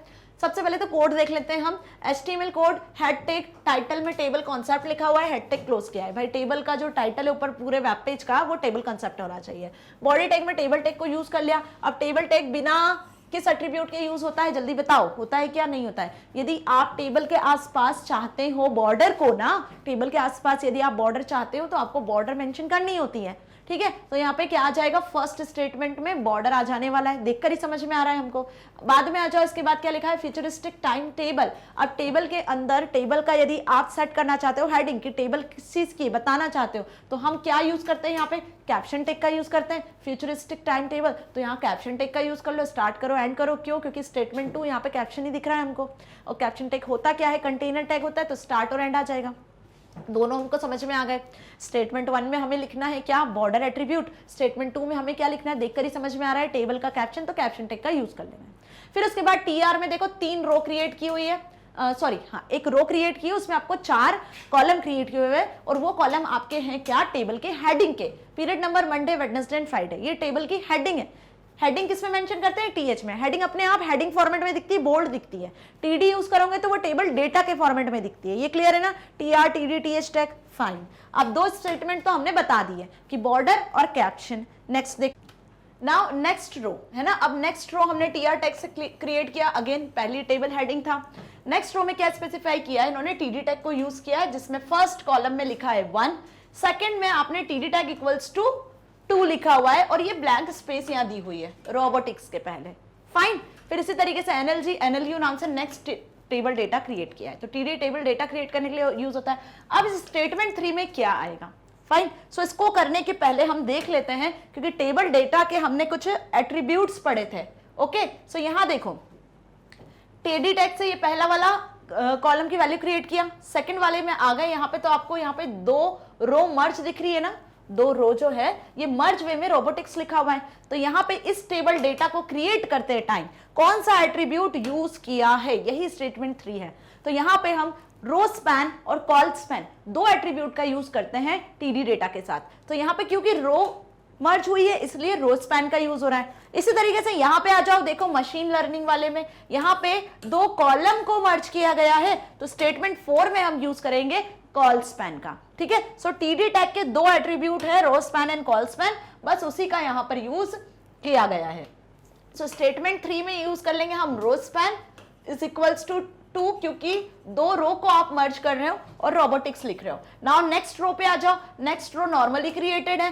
थर्ड रो पे आओ, थर्ड रो में यहाँ पे देखो 3 लाइट और मशीन लर्निंग के लिए यहाँ पे टीडी टैग में यूज करना है आपको कॉल स्पैन, क्योंकि 2 कॉलम को आप यहाँ पे मर्ज कर रहे हो। तो 4th स्टेटमेंट भी अब हमको क्लियर हुआ, फाइन। यहां पर टेबल टैग आपकी क्रिएट हो चुकी है। 5th स्टेटमेंट देखो, 5th स्टेटमेंट में आपको यहाँ पे टेबल टैग के बाद क्या यूज करना है और उसके बाद फिर कुछ ब्लैंक स्पेसेस है, कंटिन्यूशन में चल रहा है। तो हमारे वेब पेज पे हम वापस आ जाते हैं, टेबल टैग पे वापस आ जाते हैं। जब टेबल आपने क्रिएट कर ली, किस टैग के थ्रू आपने टेबल क्रिएट किया, टेबल टैग के थ्रू क्रिएट किया। इसके पहले आपने HTML ओपन किया था, बॉडी टैग ओपन किया था। सो अब स्टेटमेंट 5 ध्यान से देखो, स्टेटमेंट 5 में आपको क्या क्लोज करना है, टेबल टैग को क्लोज करना है। क्लोज करने के लिए हम इन सिंबल्स का यूज करते हैं। बॉडी टैग क्लोज करना है और बॉडी टैग क्लोज करने के बाद में आपको HTML टैग को क्लोज करना है। यही आपका स्टेटमेंट 5 है। समझ में आया अच्छे से? सो क्या देखा हमने इसमें, ये जो स्टेटमेंट आपको पूरे दिए हुए यहाँ पे पूरा जो कोड लिखा हुआ है उसमें स्टेटमेंट 1, स्टेटमेंट 2, स्टेटमेंट 1 में बॉर्डर, स्टेटमेंट 2 में कैप्शन टैग आएगा, स्टेटमेंट 3 में यहाँ पर आपको रो स्पैन, स्टेटमेंट 4 में कॉल स्पैन का यूज करना है और स्टेटमेंट 5 में आपको टेबल, बॉडी और HTML टैग को क्लोज करना है। ये कोड आपको यहाँ पे इस तरीके से फिल करना है। अब इन 5 स्टेटमेंट में से कोई से भी 4 ही स्टेटमेंट आपको करने हैं। सो यहाँ पे देखो क्वेश्चंस कैसे पूछे हैं। Write the attribute value to complete statement 1 to achieve the output given in the above table। तो statement 1 में क्या आएगा, border attribute का यूज किया जाएगा, है ना। Next, right suitable option for blanks given in statement 2। Statement 2 में कैप्शन टैग का यूज किया है ना। कैप्शन टैग क्या होता है आपका, कैप्शन टैग कंटेनर टैग होता है। यहाँ पे कैप्शन लिखेंगे टेबल का और इस तरीके से क्लोज करेंगे। Okay, now right the appropriate answer for the blank given in statement 3। Statement 3 में मैंने बताया रोबोटिक्स के पहले रो स्पैन यूज होगा। स्टेटमेंट 4 में क्या यूज होगा हमारा, कॉल स्पैन यूज होगा, machine learning. Okay, now what will be the complete sequence of closing the above HTML document in statement 5। Statement 5 में क्लोज करने के लिए हम किसका यूज करेंगे, टेबल बॉडी देन HTML, है ना। सबसे पहले HTML टैग को ओपन किया था तो लास्ट में HTML क्लोज हुआ है, फिर उसके बाद बॉडी टैग ओपन किया था तो second last body tag close होगा, और फिर हमने बॉडी के अंदर ही टेबल टैग का यूज किया था तो टेबल टैग क्लोज हुआ है। क्लियर, इसी सीक्वेंस में क्लोज करना है। ओके, तभी आपका जो फाइल होगा, जो HTML डॉक्यूमेंट होगा वो रेंडर हो पाएगा ब्राउजर पे और प्रॉपर टेबल दिख पाएगी। फाइन, सो इसमें से 5 में से कोई भी 4 ही स्टेटमेंट आपको करके आने हैं सॉल्व, क्योंकि 4 मार्क्स का क्वेश्चन है। अब देखते हैं हम इसी पर्टिकुलर सेक्शन ई का और का नेक्स्ट, और नहीं सॉरी, केस स्टडी 2, क्योंकि 2 क्वेश्चंस पूछे हैं 4 मार्क्स के केस स्टडी बेस्ड। तो यहाँ पे सेकंड क्वेश्चन में आपसे क्या पूछा है, नेक्स्ट कंडीशन मेंशन किया है, Parminder recently celebrated his 14th birthday. Parminder ने अपना अभी रिसेंटली 14th बर्थडे सेलिब्रेट किया। On his birthday he got to know about Facebook. और इस बर्थडे उसे पता चला कि फेसबुक जैसा भी कोई सोशल मीडिया ऐप होता है। He learn how social networking sites help people to meet their friends and discussing things online. उसने फेसबुक के बारे में पता किया, उसे पता चला कि ये सोशल नेटवर्किंग साइट किस तरीके से हेल्प करता है, कैसे आप यहाँ पे लोगों के साथ कम्युनिकेट कर सकते हो ऑनलाइन रहकर। He also found out that he is now eligible to open a Facebook account. उसे पता चला कि वो अब फेसबुक अकाउंट ओपन कर सकती है। He create his profile on Facebook and start connecting with his friends. कुल मिला के 14th बर्थडे पे उसने फेसबुक लॉग इन किया, ओके, और अपना अकाउंट क्रिएट किया। With a few days he befriends many people he knows and many people he does not know। अब कुछ दिनों में उसे पता चला कि कुछ लोग तो बहुत अच्छे उसके फ्रेंड्स बन चुके हैं और कुछ ऐसे लोग हैं जिन्हें वो जानती भी नहीं है, ठीक है। After some time he starts getting negative comments on his post. अब उसने फेसबुक पे अपने कुछ पोस्ट, वीडियोस, ऑडियोज को पब्लिश किया, ठीक है, शेयर किया फ्रेंड्स के साथ, क्लियर। तो यहाँ पे उसने क्या देखा कि उससे कुछ नेगेटिव कमेंट्स भी मिले। Okay, so he also finds that his pictures are being shared online on objectionable websites। क्या देखा उसने यहाँ पे ये फाइंड किया कि उसकी जो पिक्चर्स है जो उसने ऑनलाइन शेयर किया है वो कुछ ऑब्जेक्शनेबल वेबसाइट्स के थ्रू भी है। ओके, कुछ ऐसी वेबसाइट्स हैं जहां पे उसका यूज किया जा रहा है जो निगेटिव कमेंट्स के साथ में उसके साथ में हो रहा है। Okay, Parminder recently celebrated his 14th birthday. On his birthday, he got to know about Facebook। Parvinder ने अपना 14th बर्थडे रिसेंटली सेलिब्रेट किया और उसे इस ईयर फेसबुक के बारे में पता चला, ठीक है। He learned how social networking sites help people to meet their friends and discuss things online. उसे ये पता चला कि फेसबुक जो एक सोशल नेटवर्किंग वेबसाइट है उसमें किस तरीके से आप लोगों के साथ कनेक्ट हो सकते हो, ऑनलाइन कम्युनिकेट कर सकते हो, ठीक है, डिस्कस कर सकते हो। He also find out that he is now eligible to open a Facebook account। He creates his profile on Facebook and starts connecting with his friends। उसे ये भी पता चला कि अब वो एबल है फेसबुक अकाउंट ओपन कर सकता है। मतलब कुल मिला के 14th बर्थडे पे उसने अपने फेसबुक अकाउंट को क्रिएट किया, लॉग इन किया। With in a few days he befriends many people he knows and many people he does not know।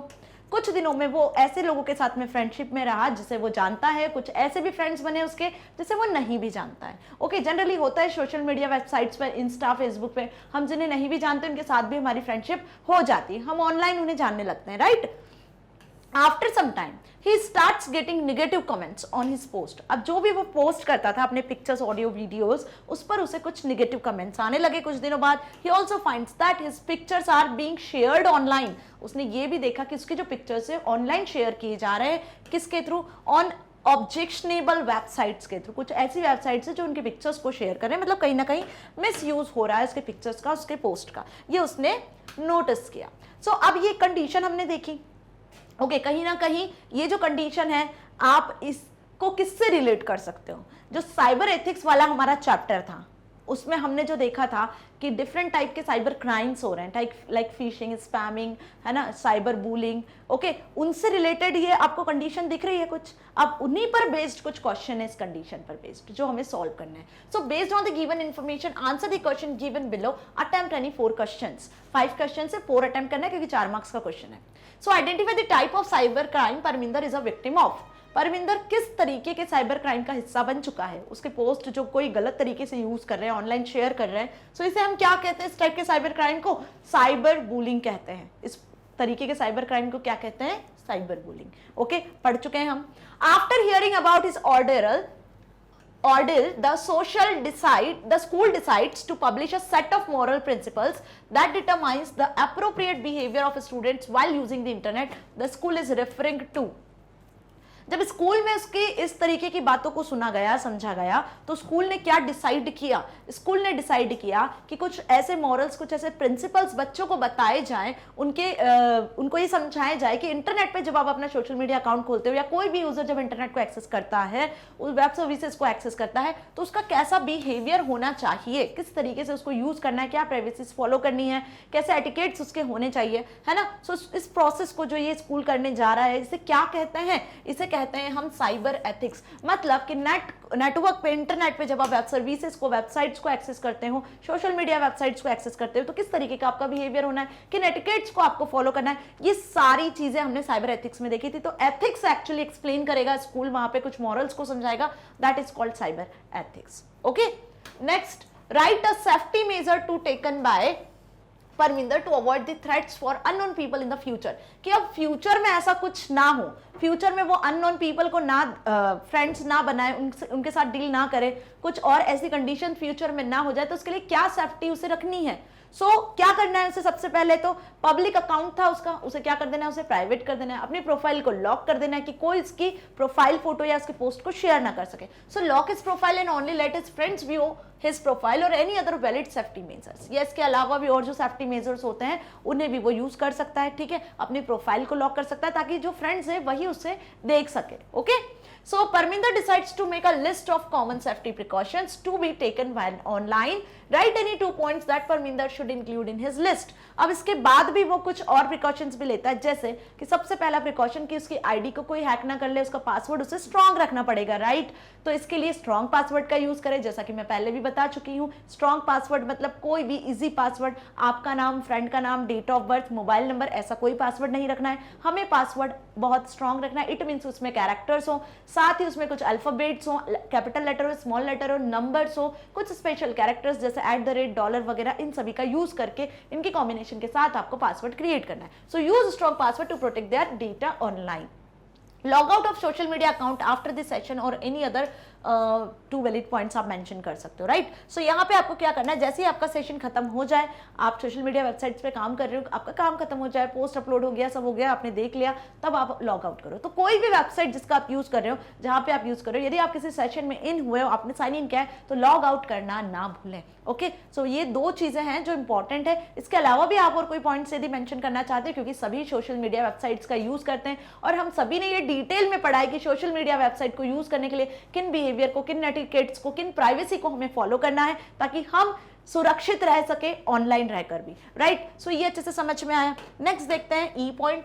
तो 4 आपको कोई भी कंप्लीट करके आना है आंसर में। ओके, ई दिया है, why are privacy settings so important in social networking sites. बहुत इंपॉर्टेंट क्वेश्चन है और बहुत इजी भी है कि क्यों सोशल नेटवर्किंग वेबसाइट्स पे हम प्राइवेसी को मेंटेन करते हैं, क्योंकि आजकल बहुत सारे साइबर क्राइम्स हो रहे हैं जो हम देख रहे हैं, राइट। उनसे बचने के लिए हम प्राइवेसी मेंटेन करते हैं। आप सभी अपने इंस्टा, फेसबुक अकाउंट को प्राइवेट रखते हो ना, पब्लिक नहीं रखते हो, ताकि कोई भी पर्सन, कोई भी पब्लिक यूजर आके आपके पोस्ट को शेयर ना कर ले, आपके पोस्ट पे कोई गलत कमेंट ना करे, राइट। तो साइबर बुलिंग जैसे केस से बचने के लिए ही हम प्राइवेसी मेंटेन करते हैं। प्राइवेसी सेटिंग में भी used by the user to adjust the visibility of the profile or certain information on the profile. This will ensure that what we are posting online in only accessible people we know and trust, ताकि आपकी जो social networking जो भी आपका login account है, जो profile है, वो सिर्फ उन्हीं को दिखे जिन्हें आप ट्रस्ट करते हो, जो आपके फ्रेंड्स है। बाकी अदर पब्लिक यूजर्स उसे यूज ना करें, उसका मिसयूज ना करें, क्योंकि बहुत सी बार हमने सुना है ना, फेसबुक, इंस्टा पे भी आपने देखा होगा कि आपकी पूरी की पूरी प्रोफाइल हैक हो जाती है और दूसरे फ्रेंड्स या कोई और ऐसे पर्सन जो हैकर्स होते हैं वो उसका मिसयूज करते हैं,